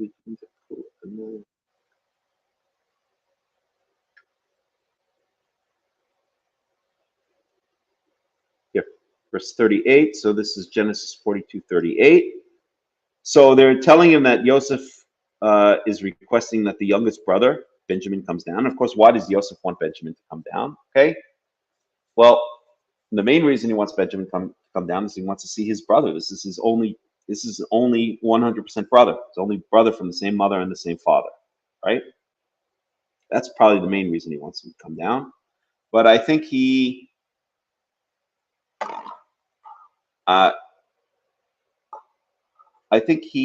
is somehow realizes that, how can I explain this? Maybe he realizes on some spiritual level that his father needs to suffer a little bit more, because suffering is not, again, it's going to sound maybe very weird to Western eyes, but suffering is not necessarily a bad thing in the Torah. Suffering is a purification. Through our pain and suffering in this life, we are purified. We self-actualize in this life, which prepares us for to become who we were meant to be in this life as we pass into eternity through death.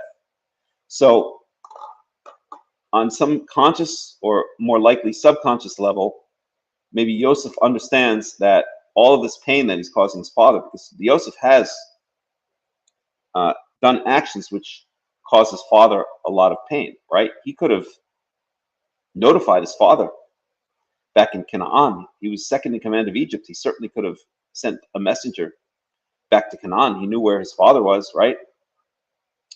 And let him know that he was okay, but he didn't, right? So I think he realizes that this is almost like the last bit of intense suffering that his father needs for the resolution of the story, right? Sometimes the story needs to reach some kind of intense level of suffering before it's resolved. And I think Yosef, on some kind of conscious or subconscious or unconscious level, understands this flow. I know that sounds a bit quote unquote mystical, but I don't mean it to be that way. All right, so right. So this is what. So the brothers are requesting or telling Jacob that we cannot go buy more food from Yosef, from this, they don't know it's Yosef, from Tzafna Paneach, from the second in command of Egypt, unless our brother comes down with us, Benjamin. Verse 38, Genesis 42:38. Wayomer lo yered b'ni imochem ki achiu met wahu levado nish'ar hu kira'ahu ason baderech asher telchu ba wa horaditem et sevoti v'yaron she'olo. Okay, so he says, this is Yosef speaking. I'm sorry, this is Jacob speaking to his sons, to the 10 sons, right, regarding Benjamin. Lo yered b'ni mechem, my son will not go down with you. Because his brother died. His brother already died. And he alone remains. What does that mean, he alone remains? Yaakov has another 10 sons. He alone remains means, of course, that it's referring to Rachel. This is the only other son of his beloved Rachel. So this is, in a sense, his only other real son, because Yaakov never wanted to marry Leah. He never wanted to have to deal with Bilhah and Zilpah, right? These were all kind of forced upon him in one way or another, right? All he wanted to do was marry his beloved Rachel, pop out a few kids, and, you know, live happily ever after, right? So his true sons, it's horrible to say it that way, but that's really the case, right? His true sons, his real sons, the ones that he's most closely connected to, are first Yosef and second Binyamin, right? So with Yosef gone, Binyamin takes the place of Yosef. It's almost like the Havdil, I mean, it's almost like, in a certain sense, levirate marriage, right? What is levirate marriage in the Torah? When a brother dies without having had children, then his brother steps in, has relations with his dead brother's wife, and then gives birth to a child that basically continues on the family line of the dead brother and inherits the possessions of the dead brother. So in that way, the dead brother's line is not lost in Israel, but it continues on through his living brother. It's not the same thing exactly, but it's the same idea. Yosef is gone, and Benjamin is basically like the replacement for Yosef at this point. Okay, kind of in the way that the brother is the replacement in the levirate marriage for the dead brother that has died. Okay. And if something horrible should happen to him, some tragedy should happen to him, and we have this ason appearing in Exodus chapter 22, I believe it is, 21 or 22, I think 22, where we have the case with the pregnant woman, and a tragedy occurs, and it's not clear if it's speaking about the mother or the baby. Most commentators think it's the baby. It's the same word that's used, ason. So when we get to that, maybe we'll look back here. So if anything should happen to him along the way, asher tetchuba, that along the way that you guys are going, and this is a very, very intense phrase. Literally, you will have brought my sevati. They usually translate this as hoary head. Seva means usually translated as gray hair or white hair. You have brought my white-haired head, meaning my old pain, head, myself, who's suffered, this old man who's suffered so much already, bi'agon she'ola, in agony. And I would have to look it up, but I have a sneaking suspicion that perhaps the word agony comes from the word yagon. Not sure. She'ola, down into the grave or down into the underworld, right? Basically, you're going to kill me. Okay, but it's said it's very hard to get the essence of it in English, but it's just a very beautiful, moving phrase in Hebrew.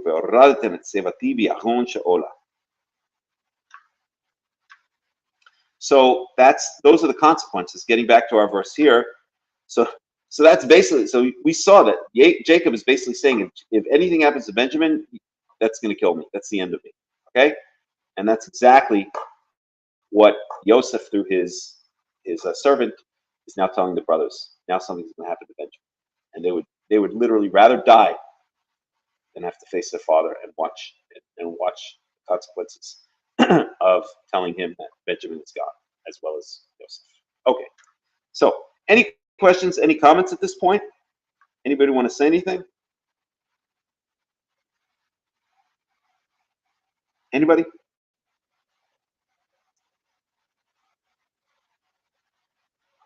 Okay. So let's move on.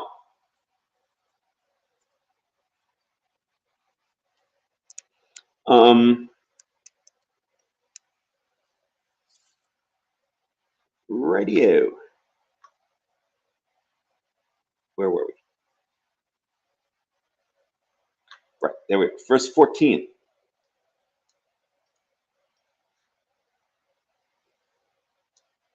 ויבוא יהודה והאו בית יוסף והוא עודנו שם ויפלו לפניו ארצה.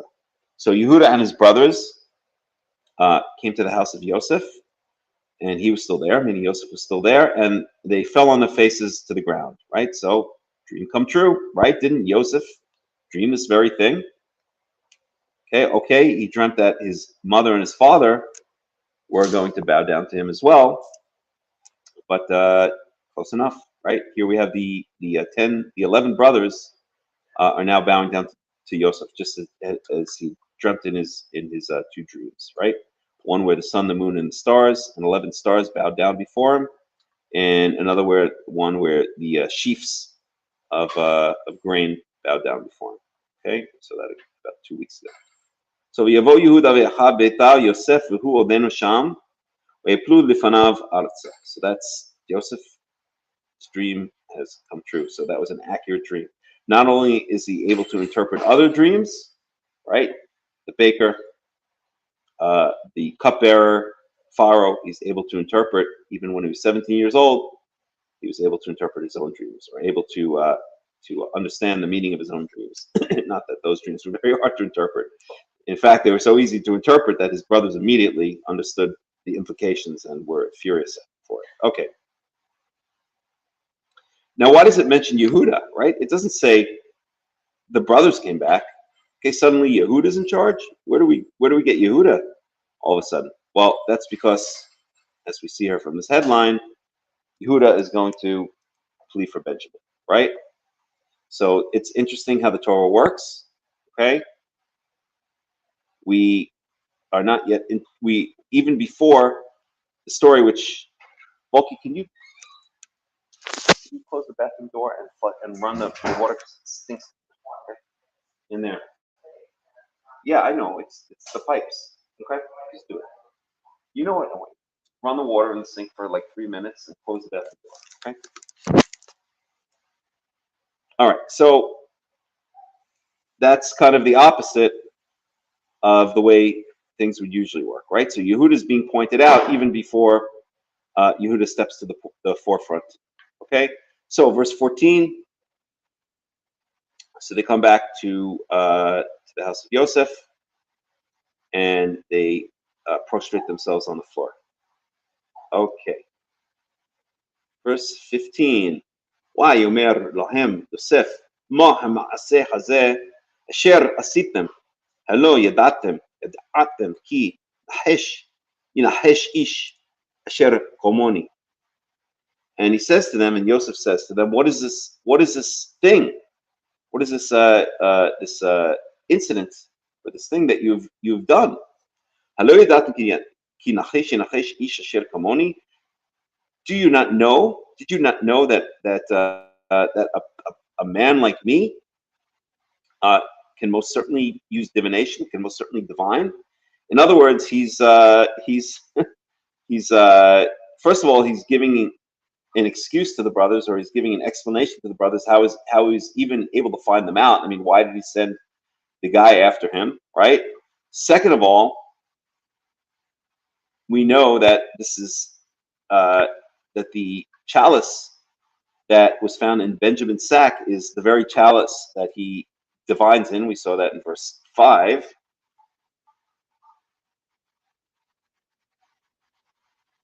Just one second here.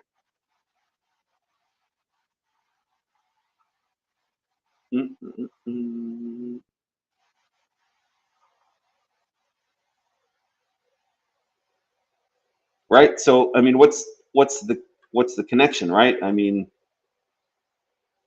so the chalice is the chalice that he divines in, right? Why is this important, right? I mean, there didn't have to be the chalice that he divines in for Yosef to later on say over here that I figured this out through divination, right? I guess the point is, again, the importance. I guess the point is the importance of this chalice to Yosef. Perhaps, obviously, it's that, but also in addition to it, I guess it's just kind of the Torah sticking to this theme of divination here. Okay. Anywho, so where were we?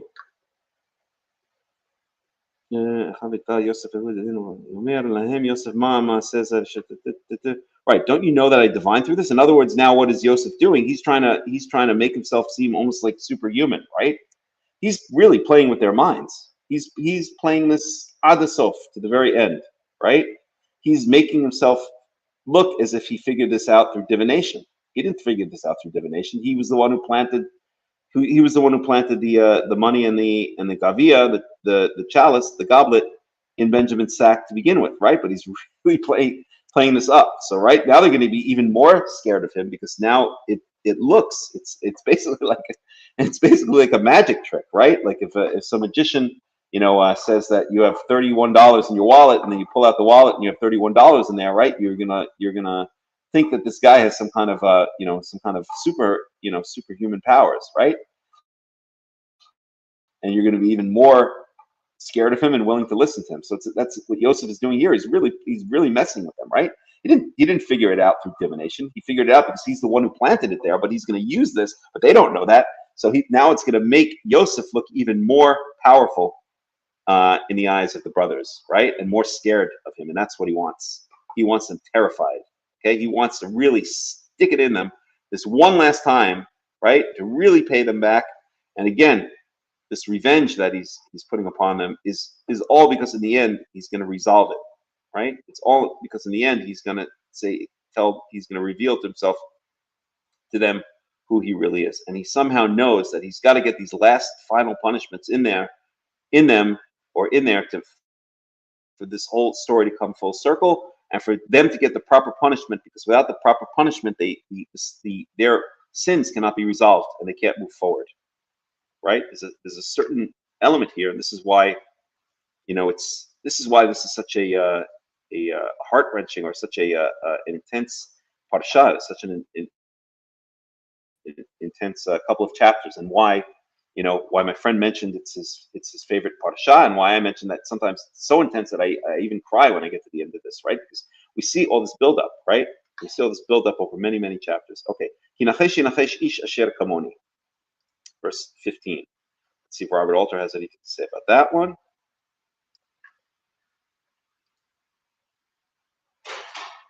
Verse 16. Verse 15. Like much else in the story, Joseph's words are contrived to yield a double meaning. He's saying they should have known that a person of his standing would practice divination, and so the goblet they purloined was no mere silver cup, but a dedicated instrument of divination. But in keeping with the sustained theme of his knowledge and his brother's ignorance, he's also suggesting that a man of his powers would be able to divine such a theft and its perpetrator. I think that's really the only thing that he's saying there. Okay. Verse 16. Why Yomer Yehudah?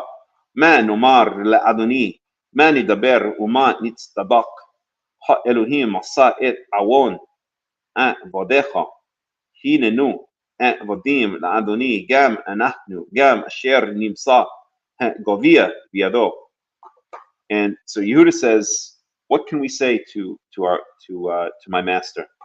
Mani daber v'namani tzedakah. What words can we possibly, we have nothing to say, and what words can we possibly say, and how can we possibly justify ourselves? Ha'elohim atzat avon avodecha.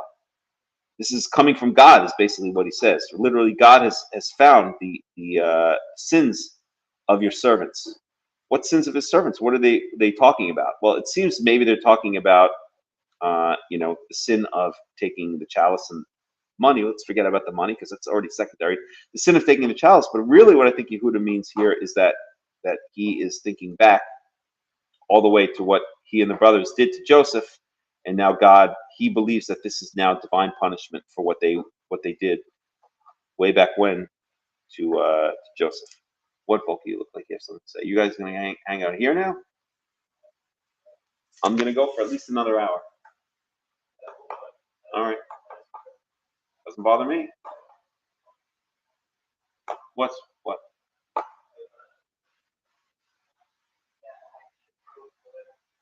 The litter you're gonna do now?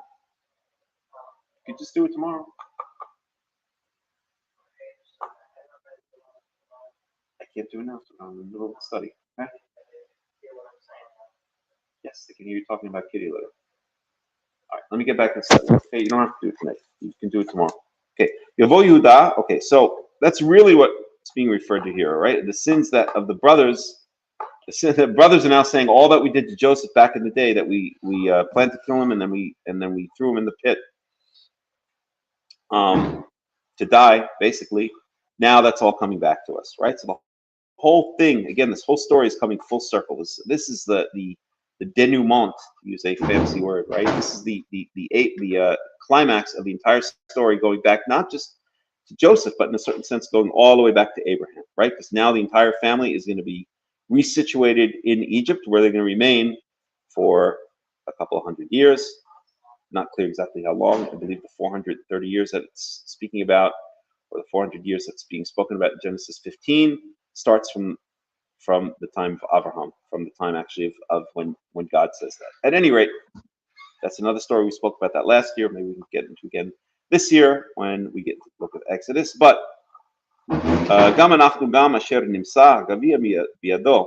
then Judah says,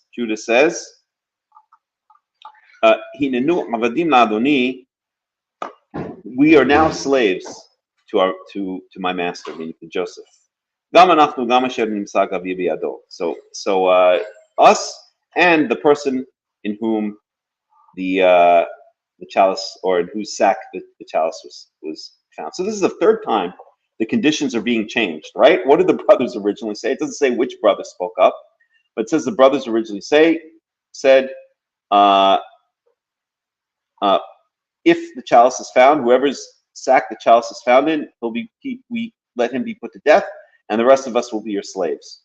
And then the Al-Asher Beto, the head of the household of Yosef, said, no, we're not going to do it that way. In whoever's sack the chalice is found, he'll be the slave, he'll be my slave, or Joseph's slave, and the rest of you can go free, right? So we saw that is actually a worse punishment, right? So now Yehuda is trying to change the punishment again, and he's actually trying to do it in a way that is going to make it better, that he doesn't have to face his father, as we mentioned earlier, right? Yomer Yehuda. So what does Yehuda say?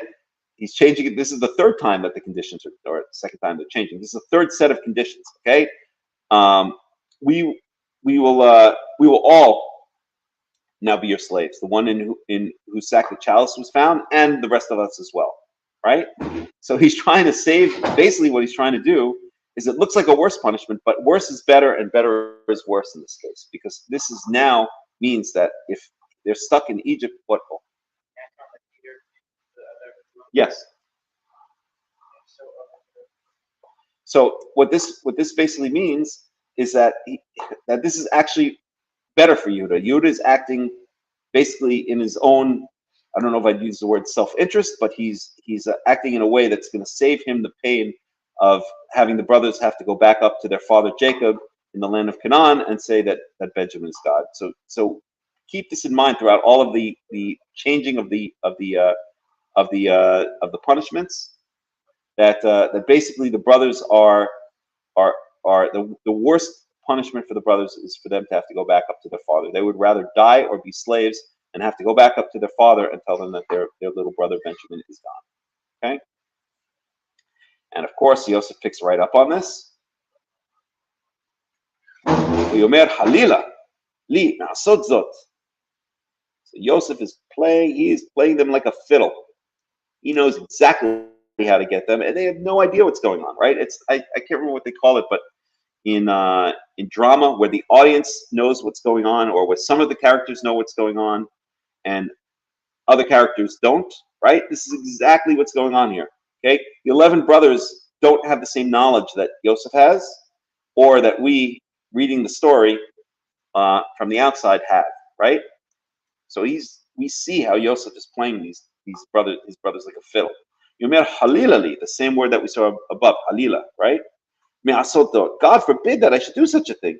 Ha'ish asher nimsa hagavia biyado. The man, the person in which, and we see here Ish, and I think that implies again that Benjamin is not a little child, because Ish usually means a man, not a child. The man, Asher Nimsa Gavia Biyado, who Eli Eved, the person with whom the chalice is found in his hand, he will be my slave. Atem alu lishalom el avichem, and you can go back to your fathers. You go back to your father in peace, and this proves exactly what we've been saying all along. Okay, you go back. It doesn't say you can just go. He says you go back up to your father.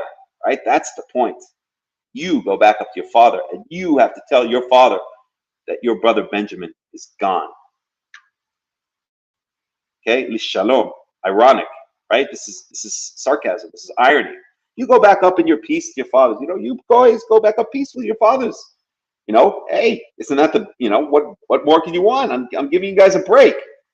And Yosef knows that for the brothers, that's not a break. That's the worst punishment. They would rather be slaves or rather be dead than to have to face their father. So Yosef is playing them like a fiddle. Okay. And that breaks Yehuda. That's it. Yehuda breaks. And this now is the denouement. The word.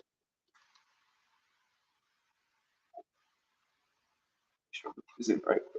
The final part of the play, film, or narrative in which the strands of the plot are drawn together and matters are explained or resolved. Yes.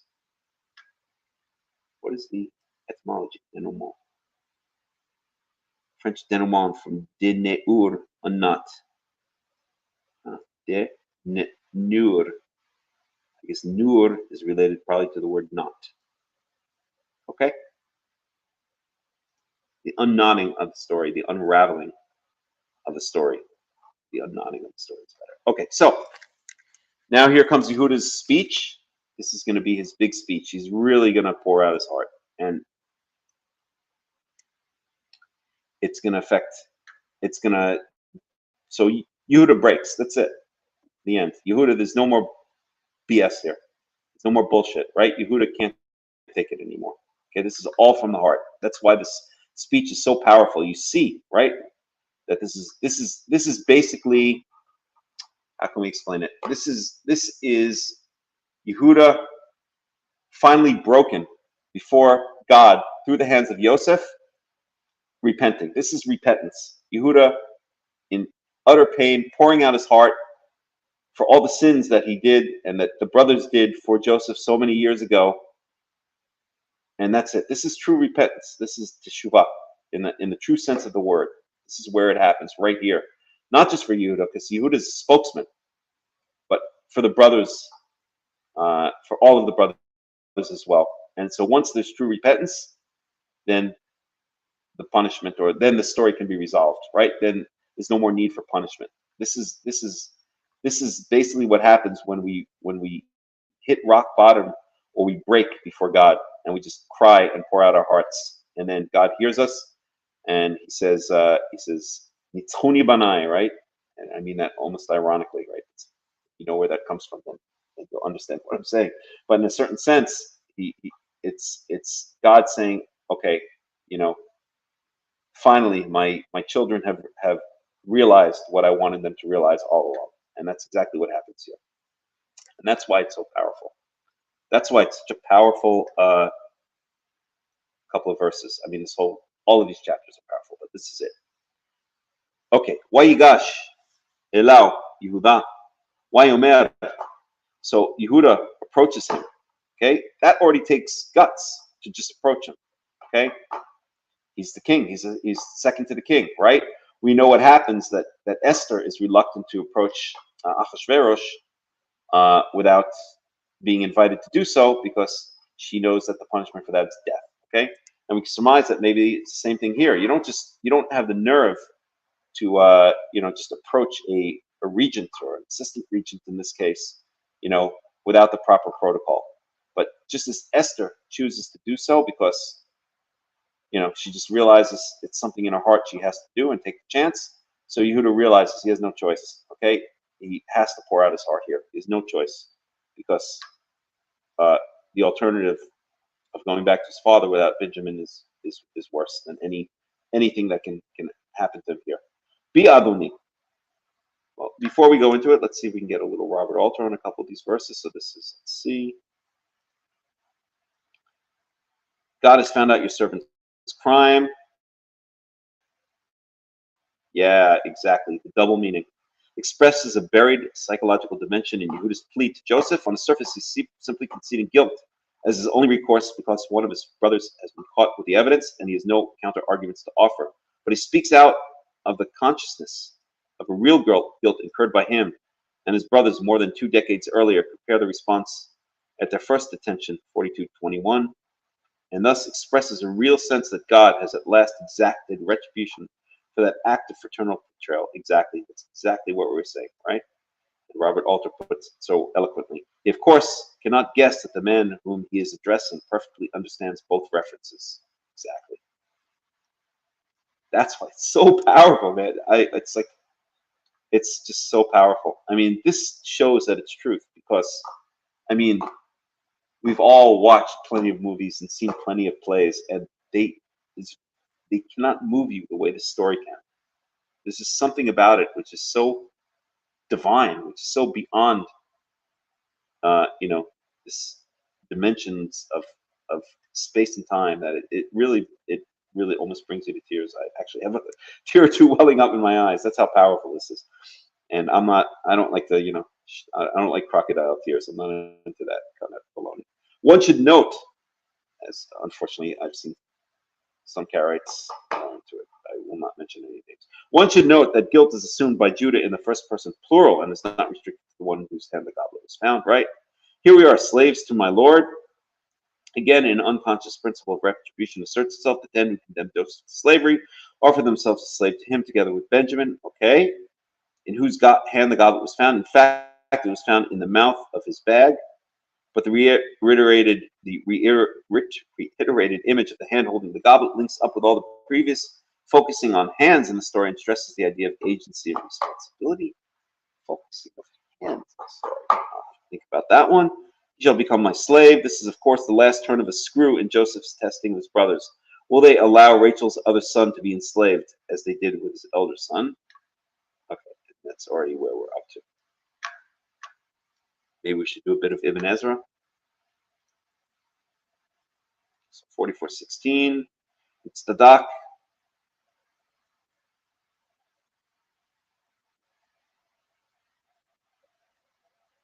So he's just giving a grammatical explanation of why Nitzdadak has a tet, not a tuf. We're not going to get into that right now.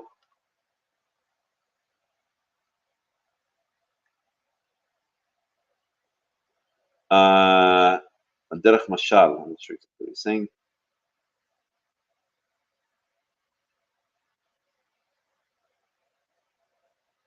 Elohim Matzah, Derech Matzah, I see. In other words, it's not worth getting into, even though it's an interesting point.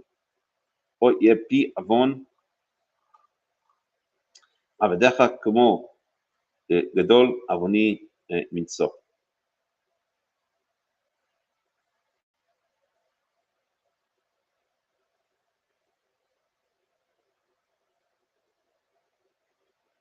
I'm also not going to get into that.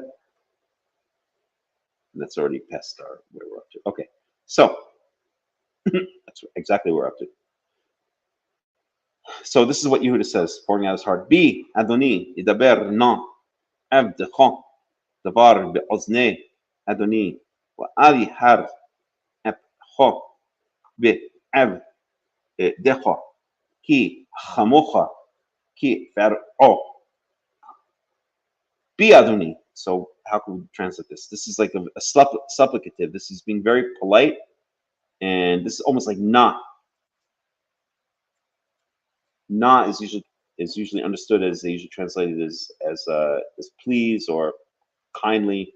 So bi Adoni, this extra word bi is the same idea. It's a particle which implies politeness and supplication. It's like being extra polite.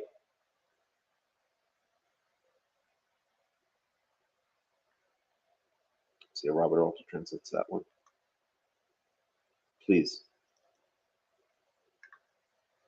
I wonder if he has a comment on that. No, he doesn't. Okay. I don't know if this word be is used anywhere else in this context, but let's take a look.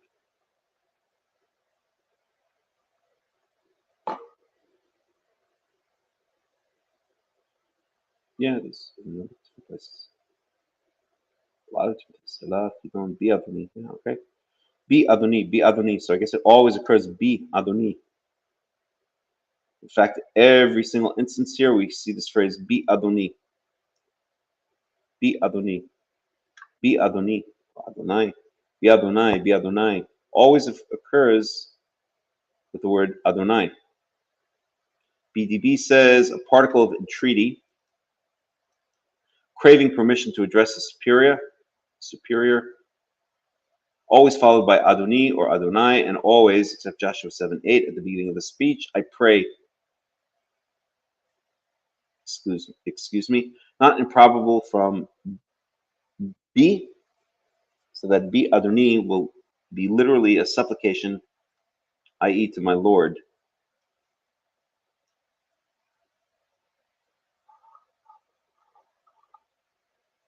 Compare West, who compares the Arabic, Rajal, et Shay Di.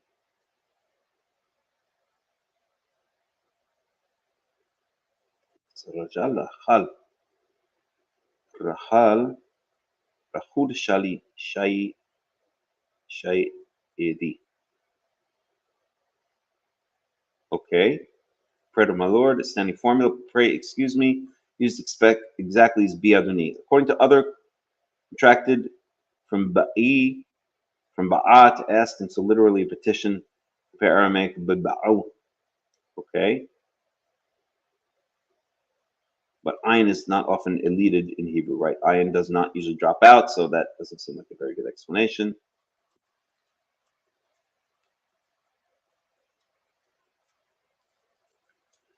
Followed by plural subject, and be Adoni, Yarod, Yaradnu, and then some examples. Interesting. Okay.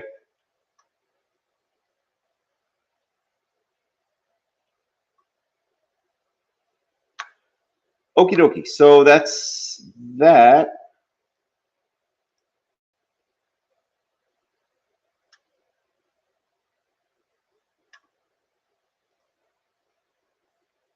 Radio, old chap.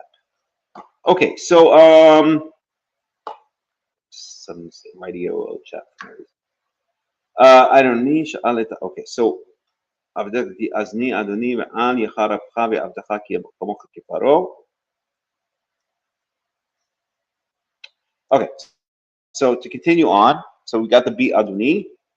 I'm sorry, I didn't translate the rest of this. Yidaber na avdecha davar ba'azni adoni. So again, it's very polite, very supplicative language, very obeisance. Is that the right word? I don't even know what that word is.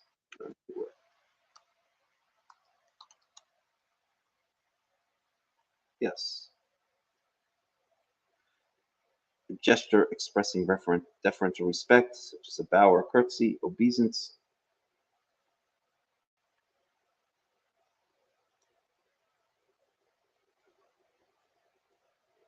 So it's a physical act. It means a physical act. Okay. Anywho, so so deference to Joseph, the second in charge. Okay. So Yidaber na abdachan. Here we have the word na. That's also a supplicative or polite particle, right? Please. It's usually translated as, please, may your servant speak a word in the ears of my master. Va'al yichar abcha, and let not you get angry. Literally, let not your flames come out of your nose or fire come out of your nose. Okay, very common metaphor in the Tanakh, which you see many times. The avdacha. So in other words, and please don't get angry. Because just as you are, so is, or just as far as, so are you. In other words, he's hitting all the right chords. He's being very obeisant, deferential, respectful, submissive. I can't find the right word. I'll just make up a new word. He's being very obeisant, okay, and he's being extremely polite, extremely deferential, and hitting all the right chords. Please, supplicative particles. Please don't get mad. You're as great as Pharaoh, buttering him up, right? Really speaking to him, you know, really speaking to him in a way that he'll be able to say what he wants to say to Yosef. Verse 19, Adoni sha'al et vodao lemor hayesh lachem av or och. My master asked his servants, meaning you, Joseph, asked us, the brothers, hayesh lachem av or ach, do you have a father or a brother? ונאמר אל אדוני, יש לנו אב זקן וילד זקונים קטן ואחיו מת, ויוותר הוא לבדו לאמו ואביו אהבו. And we said to my master, we have a father, an old father, וילד זקונים קטן, and a boy, child of his old age, a young child of his old age, or a small child of his old age. Achiv met, and his brother died. Who's his brother? That's Yosef. They're talking to Yosef. So they're telling Yosef that Yosef died. We have a terhu levado, and he alone remains, meaning Benjamin is the only one that remains of Rachel's children. Hu levado, only he remains alone. Leimo, of his mother. Aviv ahivo, and his father loves him. Okay.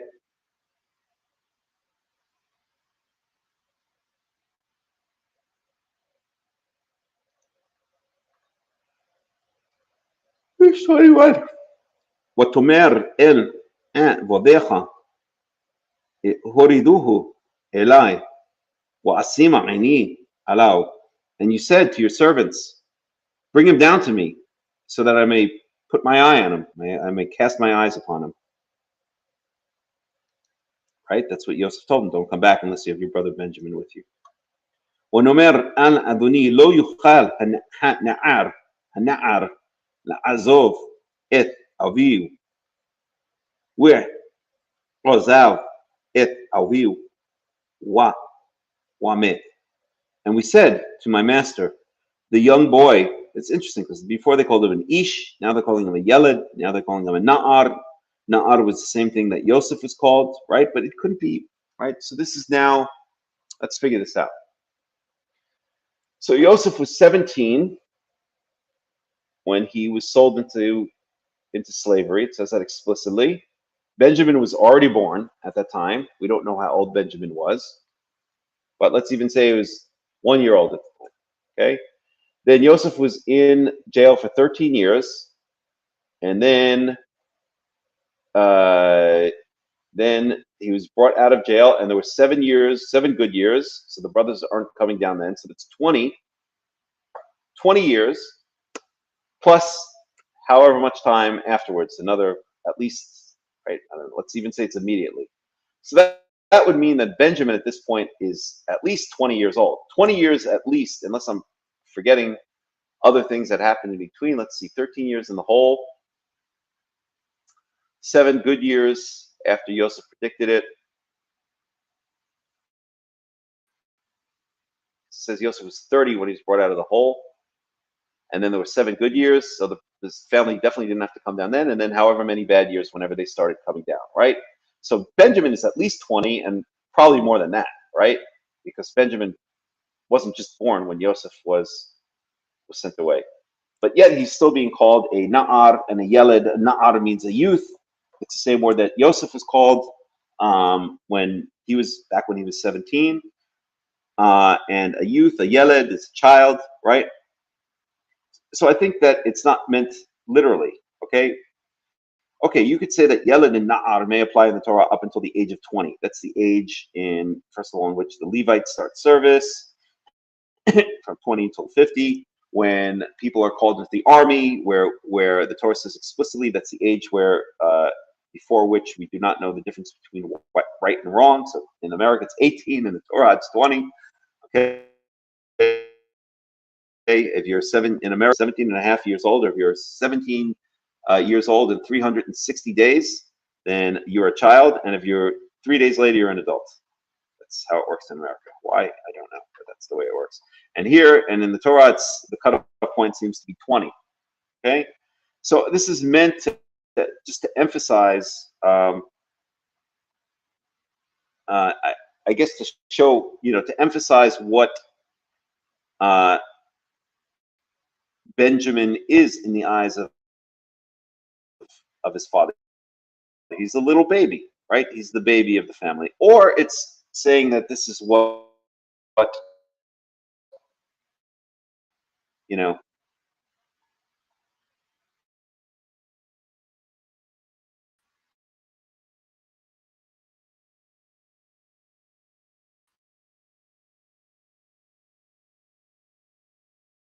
this is what he was in the past, right?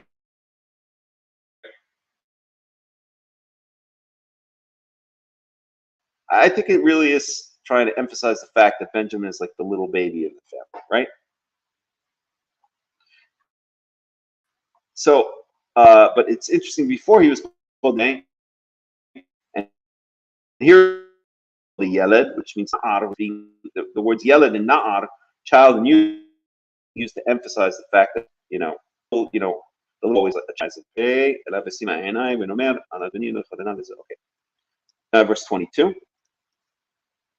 ונאמר אל אדוני לא יוכל הנער לעזוב את אביו ועזב את אביו ובית. And we said to my master, the youth cannot leave his father, because if he leaves his father, he will die, meaning the father will die. Right? So that's really what's going on here. That's why the brothers are so upset. They understand the consequences to Jacob. Verse 23. What tomer en bodecha im lo yered achichem ha'koton itchem lo tosifu nirot panai. And you said to your servants, if your brother does not come, if your little brother does not come down with you, you cannot see me again. You will not continue to see me. Okay. And remember, that's why they didn't go for a while, right? Because Jacob didn't want to send Benjamin. They're sitting there starving, and they said, instead of sitting around looking at each other, let's go down and get some food. We have no choice, right? It's all from the hand of God. Verse 24. Vayihi ki alinu el ev decha ravi wa naged lo et divrei Adoni. Verse 25. Why yomer avinu shuvu shivru lanu mi'at ochel. So when we went back up to your servant, my father, and we told him the words of my master, meaning Joseph's words, Verse 25, our father said, go back down and get us a little bit to eat, right? So Jacob, maybe he was senile, or maybe he was living in denial, or maybe the famine, the desperation of the famine, right, was, not making him think straight, or, just maybe he didn't think Yosef was serious, right? Verse 26,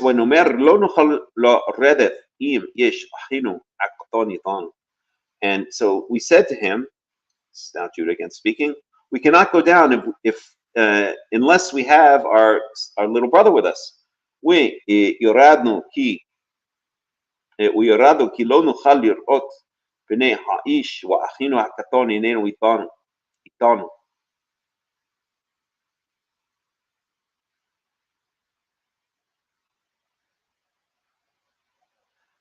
So basically, we will go down, but only if our little brother is with us, or we can't go back down unless our little brother is with us. Verse 27, 28.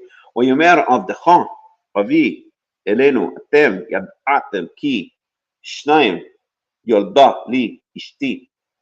And your servant, meaning Jacob, my father, said to us, you know that two children were born to my wife, right? And so that's his real wife. He calls her my wife. He doesn't say to one of my wives or to Rachel, to my wife, right? That's, in his eyes, his only true wife was Rachel. That was the love of his life. Why you say, ha ihad me'iti wa umar tarof toraf walo ra'itiv ad heno. And one got away from me.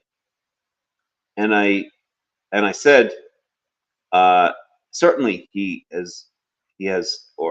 and I said that most certainly he has been ripped to shreds, in other words, by wild animals, and I have not seen him until now. So even Jacob, right, whether he realized it consciously or unconsciously, holding out hope that maybe Yosef is alive, right? He doesn't say, my other son died, right? That's what they told him. Right? Remember, the brothers came back with the Technicolor dream coat covered with goat blood, and said that Yosef has surely been ripped apart by an animal. But even here, maybe again, Yaakov has some kind of gut feeling or inkling, or we won't call it prophecy, but some kind of understanding, deeper understanding that Yosef is not dead, because it doesn't say Yosef died. He said, most certainly he has been ripped to shreds by animals, and I haven't seen him until now. Right? So he's even realizing in his words that Yosef may not be dead or is not dead. Okay. ולקחתם גם את זה מעם פניי וקראו אסון והורדתם את שיבתי ברעה שאולה. And if you take also this one from away from me or from me, and anything horrible should happen to him,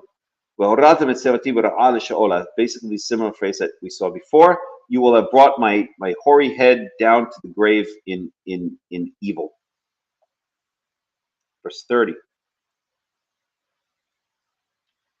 ועתה כבואי אל עבדך אבי והנער איננו איתנו ונפשו קשורה בנפשו.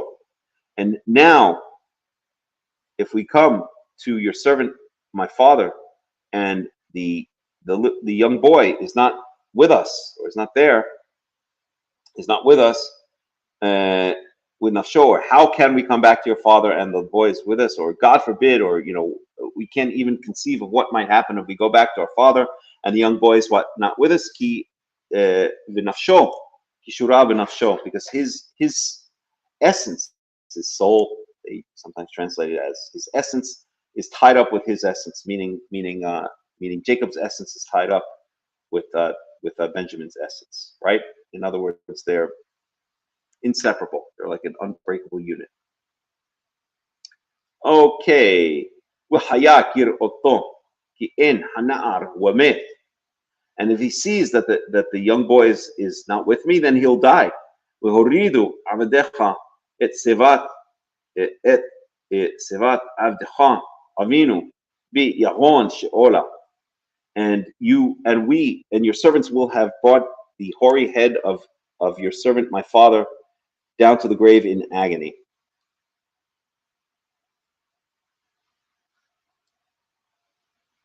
Verse 32.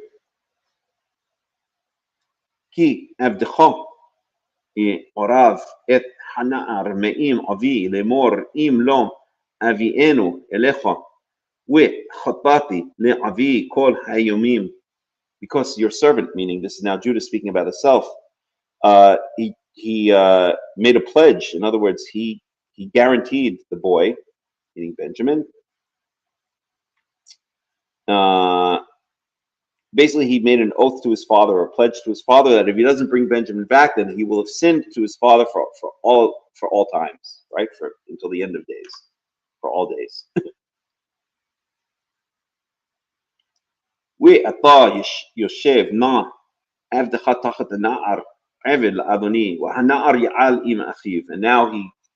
now you see, for the first time, right, Yehuda, the brothers aren't BSing. They're not trying to save their own skin, right? Yehuda is offering to be Joseph's slave instead of Benjamin. He cares more about his father than he cares about himself. He would rather, he doesn't mind, even if he's a slave for the rest of his life to Joseph, to the second in command in Egypt, that the only important thing in his eyes is that Benjamin goes back to his father. And that is a true sacrifice. That shows that Yehuda, and by extension the brothers, they've done true repentance. That whole thing has come full circle. And the brothers see it, Joseph sees it, God sees it, everyone sees it. And this is really right here, the denouement of the story, just about. It's when Joseph reveals himself, right? Because how can I go back to my father and the boy is not with me? Lest I see the bad thing, the horrible thing that happens to my father, that finds my father. So that's it. That's Yehuda's offer. He pours it out from the heart. He explains the situation for the first time in decades. There's no BS. There's no lying. There's no bullshit. There's no nothing. It's just Yehuda pouring out his heart and offering to be Joseph's servant, but just please let Benjamin go back to his father. And that shows that Yehuda, and by extension, all of the brothers have repented. They've learned their lesson. And they truly are sorry. And they truly are sorry for what they've done. Okay, we'll go a little bit more, and then I'm going to stop. It's getting late. And this, just as Yehuda broke, now Yosef's going to break. Right? Yehuda couldn't take it anymore. He broke and he poured it out from the heart. Now Yosef is going to do the same. ולא יכול יוסף להתאפק לכל הניצבים עליו ויקרא הוציאו כל איש מעלי ולא עמד איש איתו והתוודע Yosef el Ehav. And Yosef couldn't hold it back, hold it together anymore. לכל הניצבים עליו ויקרא הוציאו כל איש מעלי. So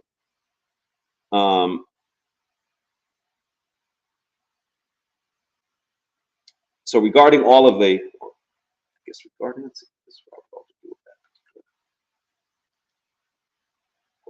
45:1.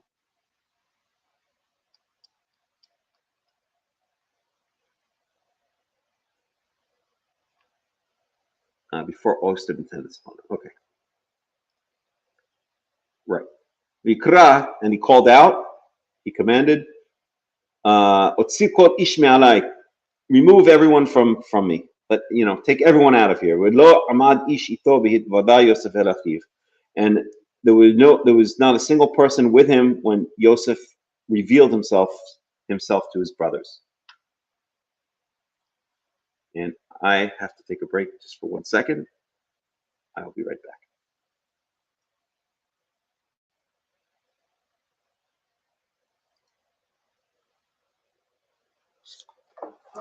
Be right back.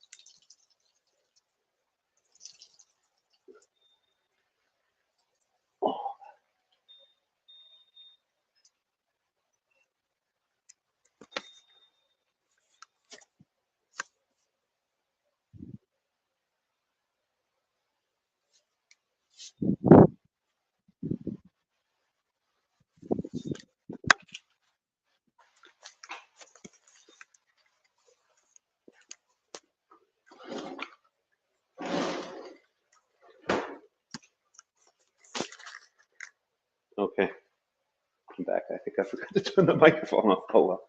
Yeah, I had to go to the bathroom. Okay, so next time I should put the mute button on. Okay, so right.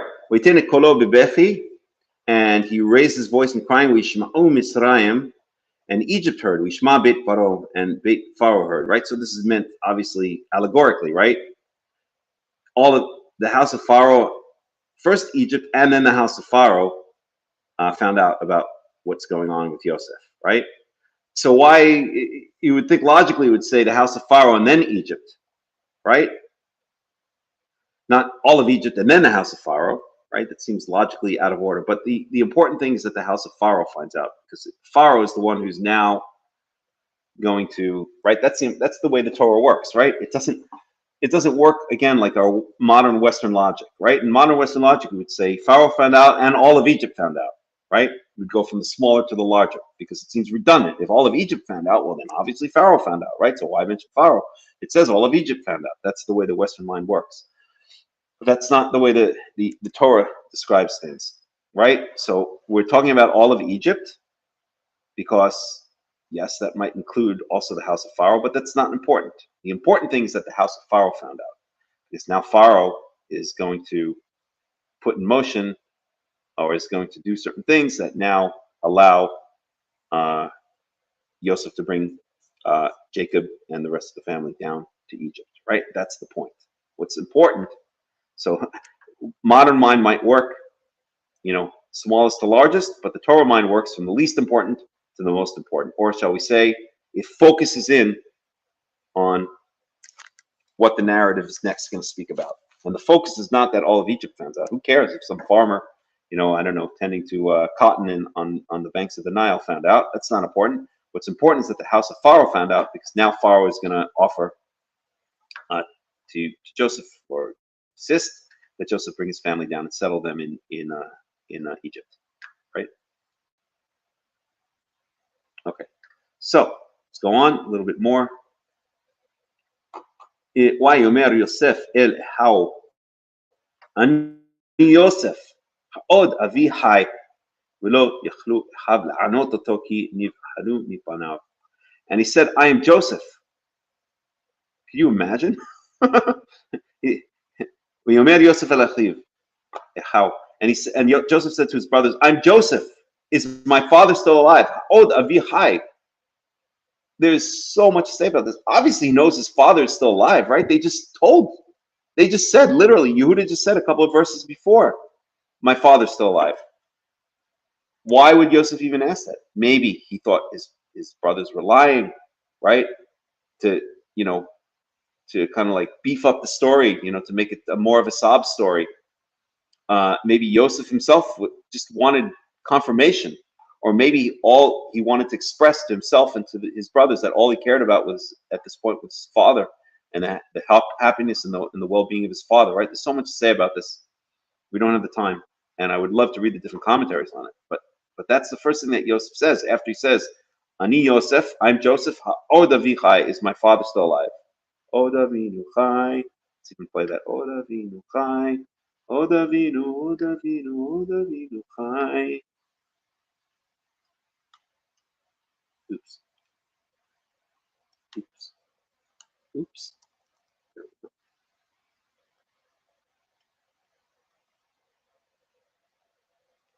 And we'll take a little short musical interlude, which kind of quotes this verse. It says, Od Avinu Chai, our fathers still live.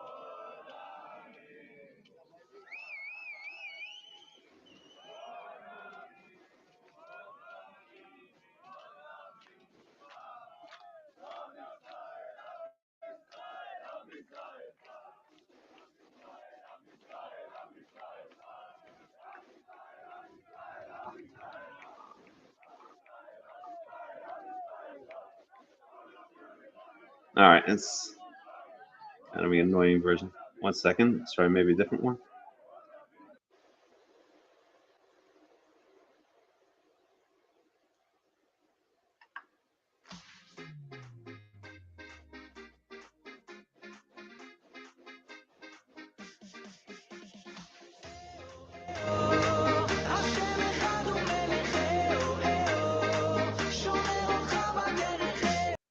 Okay, enough. I don't like either of those versions. All right, let's back up before I forget. So that's it. So Yosef, whoa. I just wanted a regular Am Yisrael effect. And his brothers couldn't answer, right? They were completely flabbergasted. They couldn't even answer him. Okay? They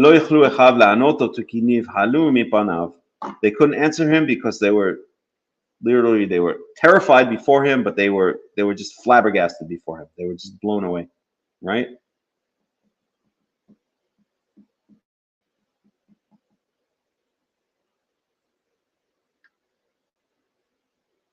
Okay.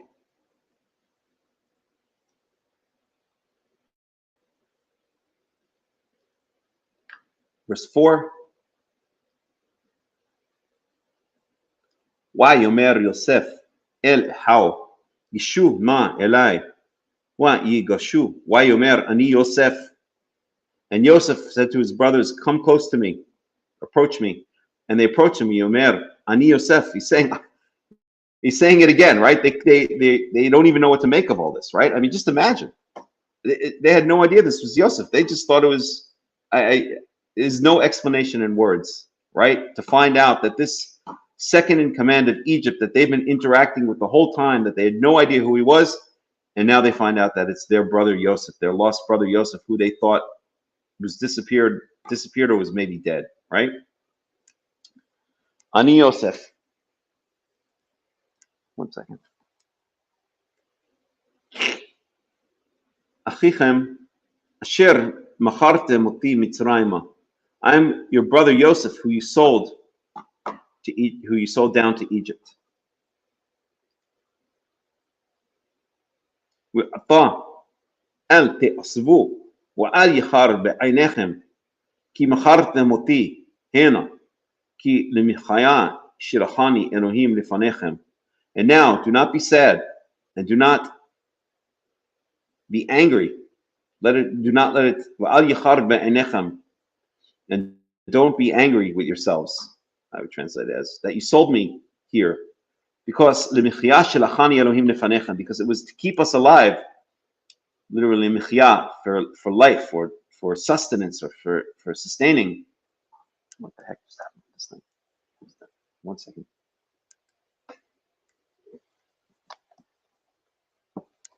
That doesn't matter. Okay. Shilachani Elohim lefanechem. It was to keep us alive that God sent me before you.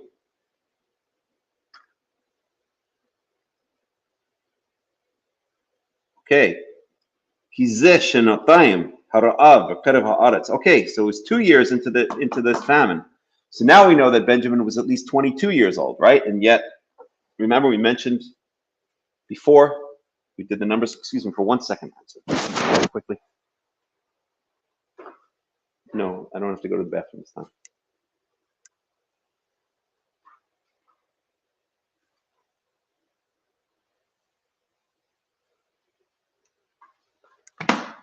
Okay. Right, so now we know that Benjamin was at least 22 years old at this point, because it was 2 years into the years of the famine.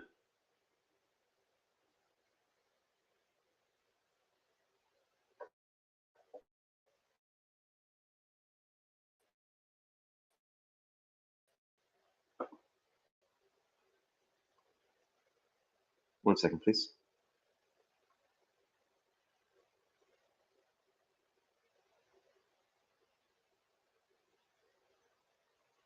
One second.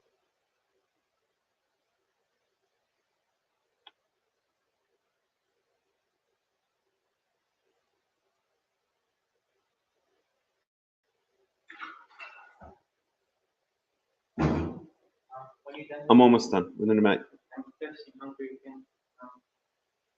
Okay, I'll be done very soon, okay?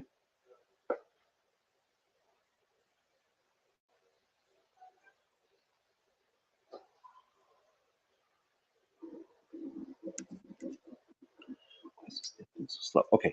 כי זה שנתיים הרעה בקרב הארץ, עוד 5 שנים אשר אין חריש וקציר. So we're 2 years into the famine in the midst of the land, and there'll be another 5 years which there is no harish v'katzir. Harish is plowing and katzir is reaping. So no plowing and reaping. This can remind us of a verse it's going to be in Genesis chapter 8. Oops. I believe.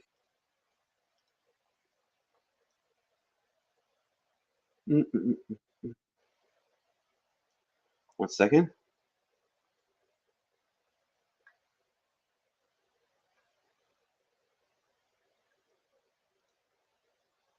No.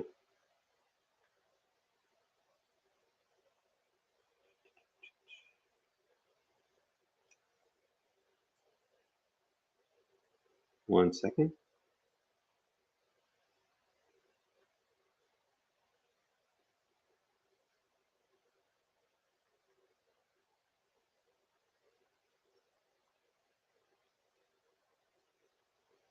One second.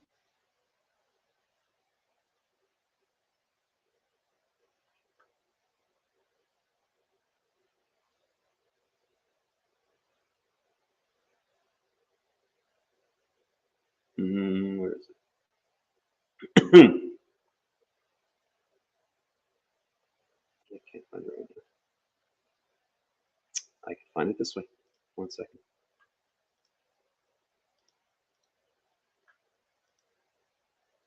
There it is, Genesis 8:22.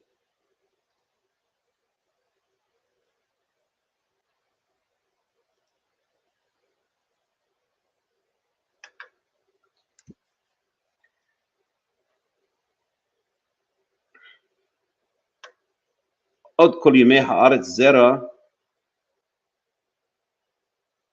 Second, עוד את האדמה. So this is after Noah gets off of the ark, and God says to him, עוד כל ימי הארץ זרע וקציר וקור וחום וקיץ וחורף ויום ולילה לא ישפטו.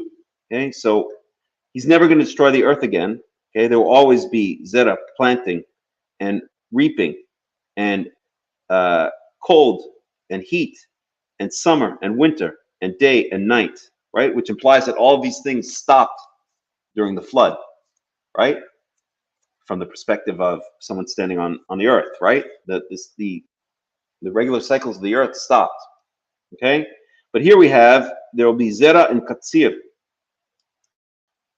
Here we have, for another 5 years, there will not be harish and katsir. So it's very similar. Harish means plowing, katsir means reaping or harvesting. Here it means planting and harvesting. It's the same idea. So this is implying that it's a similar destruction for the next 5 years in that area as the destruction that was seen during the time of Noah. It doesn't imply that God broke his promise. No, because it's not all over the world. I guess that would be the explanation, right? But it's the same kind of phrase that's used, almost exactly the same words, right? Which implies that this was a destruction in Egypt, in Canaan, on the order of the flood of Noah.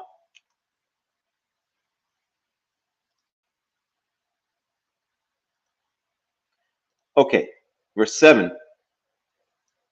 وَيِشْلَحَنِي إِلَهِيم لِفَنِكَم لَسُوم لَכם שארית בארץ ולחיות לכם לפליטה גדולה. And God sent me before you to provide for you, to make for you a she'erit, how do you say she'erit in English again? It's hard sometimes to find the right word in English. She'erit, a remainder, not a remainder. Oh God, this is a specific word I'm looking for. A remnant. Thank you. There we go. Thank you, brain. A remnant in the land, in the world, in other words, and to keep you alive for this great escape. Okay? In other words, God, what Joseph is telling the brothers is don't worry, don't be angry, and don't be mad, because even though you did a horrible thing to me, okay, first of all, now you've repented, so it's all over. It's all done. What had to happen, what happened had to happen. There was a reason for all of this. We all had to grow. We all had to become better people, okay? But more than that, this is all in God's hands, because he sent me ahead of you so that when it came time that you would die if you remained in the land of Canaan, or if you didn't have food, that I would be here and and you would be able to stay alive and be able to escape the land of Canaan, which is and the entire area which is having this horrible famine. Verse 8.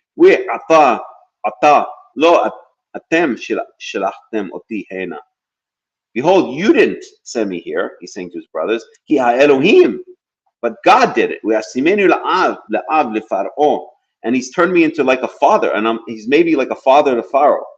And the master of all his house, and a leader or a commander, a regent in all of the land of Egypt. And I think we're going to stop here with the studying part. So we have to get to the end of this parsha is 47:27. So at least let me read a little bit more. I'm going to read now without commentary. I'll read in the Hebrew. And whoever wants to follow along in the English can follow along in English. Okay? So verse 9. Maharu wa'alu el avi wa'amartem elau ko amar bincha sef somani Elohim le'adon lechol Misraim rida elai al ta'amod.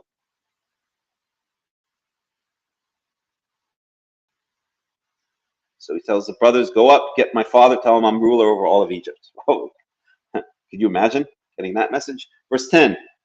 We yashafta be'eretz Goshen v'hayita korov elai ata u'vanecha u'vnei vanecha v's'oncha u'bekorcha l'chol asher lach. Verse 11. Wa'chilkalti שם כי עוד 5 שנים רעב פן תיוורש אתה וביתך וכל אשר לך. Verse 12. והנה עיניכם רואות ועיני ועיני אחי בנימין כפי המדבר עליכם. Points out Benjamin again. והגדתם לאבי את כל כבודי במצרים ואת כל אשר ראיתם ומיהרתם והורדתם את אבי הנה. Bring my father here quickly. ויפול על סוורי בנימין אחיו, ויבך ובנימין בכה על סבוריו, וינשק לכל אחיו, ויבך עליהם, ואחרי כן דיברו אחיו איתו.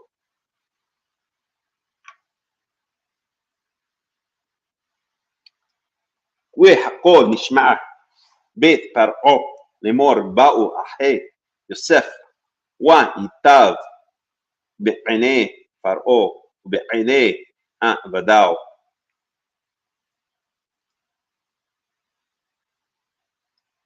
ויאמר פרעה אל יוסף, אמור אל אחיך, זאת עשו, טענו את בעירכם. I should add this to my list of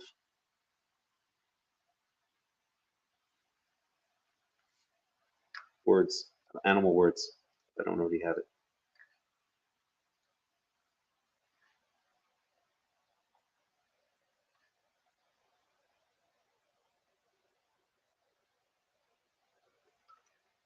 Let me do that very quickly.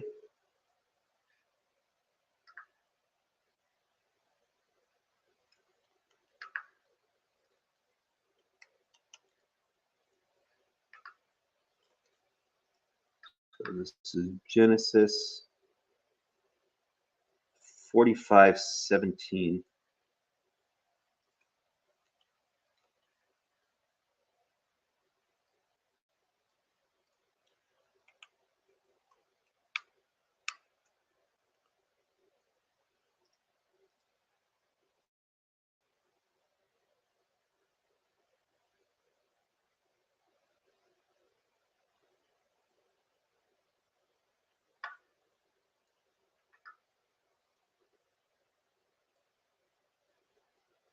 Beasts or cattle.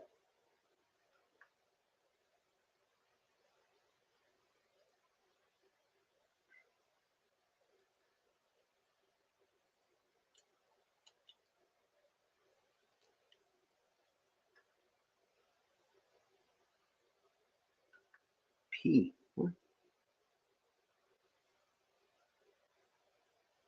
don't know what that is. Put here.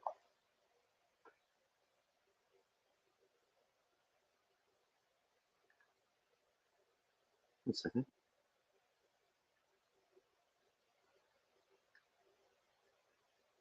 Display. I must have made a mistake. Trying to put an F. Oh. Okay. Another time. Cattle, male or female, age, any cattle. Oops. Cattle. Beasts.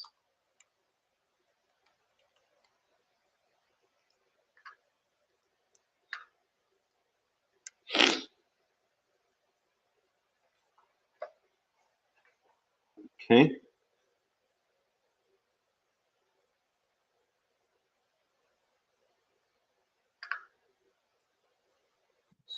Here. Matter. I'm sorry, excuse me for 1 second here. I just want to keep this list up to date. Deuteronomy 7:13. Just give me 1 second.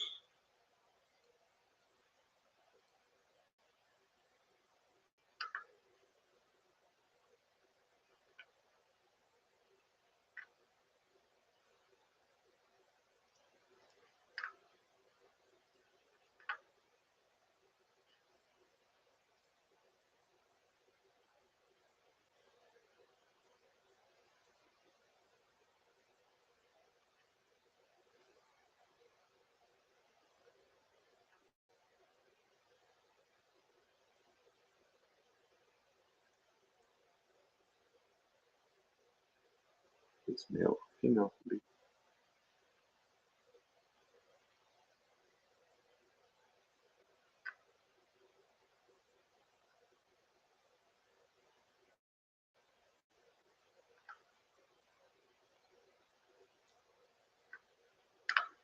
Okay. This gets NF.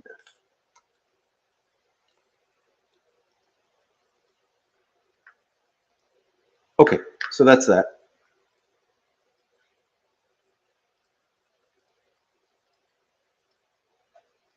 back to here. I'll go to the end of this chapter, I guess. Then I'm going to stop. Verse 18. וקחו את אביכם ואת בתיכם ובואו אליי ואתנה לכם את טוב ארץ מצרים ויאכלו את חלב הארץ, the fat of the land. Of mice and men that George promises Lenny? No, Lenny promises George that they'll eat off the fat of the land. ואתה סוויתו זאת עשו קחו לכם מארץ מצרים אכלות לטפכם ולנשיכם ונשאתם את אביכם ובאתם ועיניכם אל תחוס על כליכם כתוב כל ארץ מצרים לכם הוא. Verse 21. So bring all your stuff down, leave everything behind, don't worry about it. I'm going to take care of you here. ויעשו כן בני ישראל וייתן להם יוסף אכלות על פי פרעה וייתן להם שדה לדרך. לכולם נתן לאיש חליפות שמאלות ולבנימין נתן 300 כסף ו5 חליפות שמאלות. So he gave Benjamin extra. ולאביו שלח כזאת 10 חמורים נושאים מטוב מצרים ו10 בנות נושאות בר ולחם ומזון לאביו לדרך. Donut, I'm pretty sure I have. Just check.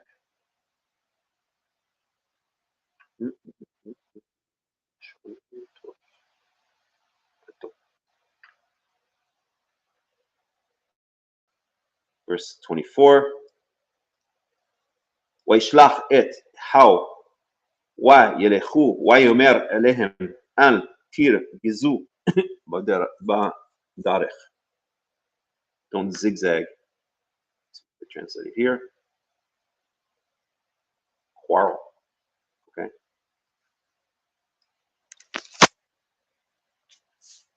ויעלו ממצרים ויבואו ארץ כנען אל יעקב אביהם. So they come back to Jacob. ויגידו לו לאמור עוד יוסף חי. So עוד יוסף חי. That's what they tell him. Yosef, he asked, Ha'od avi chai? Right? Is my father still alive? Here they're saying, almost using the same words, Od Yosef chai. Right? So they both find out that the other is still alive, or confirm that the other is still alive. And not only that, he's the leader of all of Egypt. He's ruler over all of Egypt. His heart stopped, or skipped the beat. Stood still. Fog, like stopped. וידברו אליו את כל דברי יוסף אשר דיבר עליהם וירא את החולות אשר שלח יוסף לשאת אותו ותהי רוח יעקב אביהם. His spirit came alive again. ויאמר ישראל רב עוד יוסף בני חי. It's beyond conception, or Rav Od, it's great thing, or it's too much for me that my son Yosef is still alive. I will go and I'll see him before I die. And there's a lot more to say, but I'm going to stop here. It's been a long study. It's getting late. So we're going to end it here. Does anybody have any comments, any questions before we say goodbye? Oh, shoot. I haven't even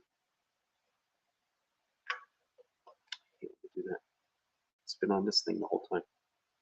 Shouldn't have been. Oh, it's too late now. I wish somebody would have told me.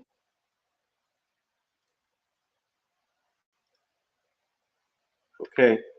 Anywho, we're going to stop now. And I hope you've enjoyed the study. Hope to see you guys next week. Please tell people about the study. I would love to have more people coming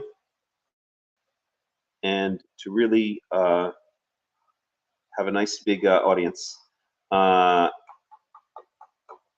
It's true that I don't announce the times or announce it until I'm right about to do it, because I never know exactly when we're going to be done eating lunch, but maybe I'll try to go back to the old system where I announce the times in advance and advertise them before Shabbat even came in. And I'm going to try to do that, I think. I think that might get a bit more of an audience. But anyway, thank you, all of you who came to the study, for joining. And wherever you are in the world, I wish you all a Shabbat Shalom and or a Shavua Tov. Should I say Happy Secular New Year? Okay, we'll say it. Why not? Have a Happy Secular New Year. And we'll see you again soon. I'm going to end with a nice song. Let's try this one.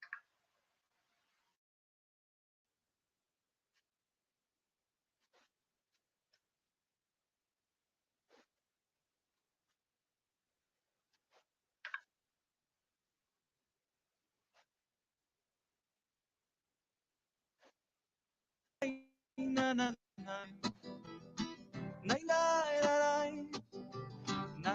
na na na Hashem Melech Hashem Malach Hashem Yimloch Le'olam va'ed Hashem Melech Hashem Malach Hashem Yimloch Le'olam va'ed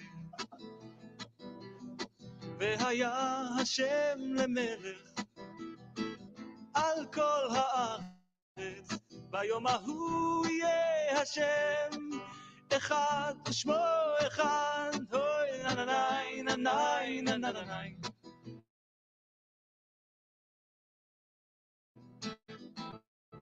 ננאי ננאי ננאי ננאי השם מלך השם מלך השם ימלוך לעולם ועד השם מלך השם מלך השם ימלוך לעולם ועד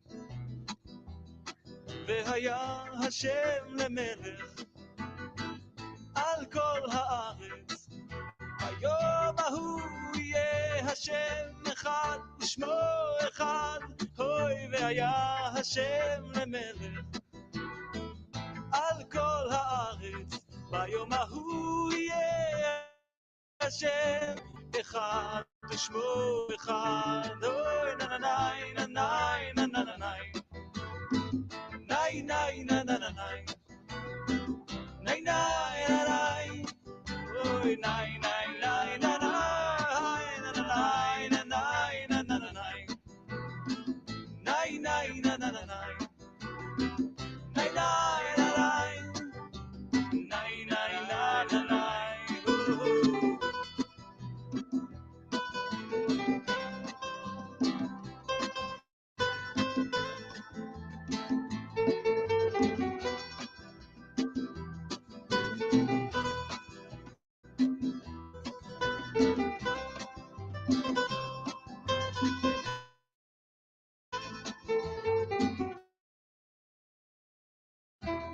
היה השם למלך על כל הארץ ביום ההוא יהיה השם אחד ושמו אחד והיה השם למלך על כל הארץ ביום ההוא יהיה השם אחד ושמו אחד ננאי ננאי ננאי נאי נאי נאי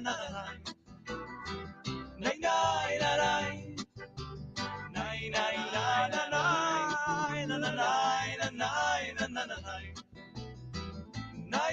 na na na na. Nay nay na nay. Oy nay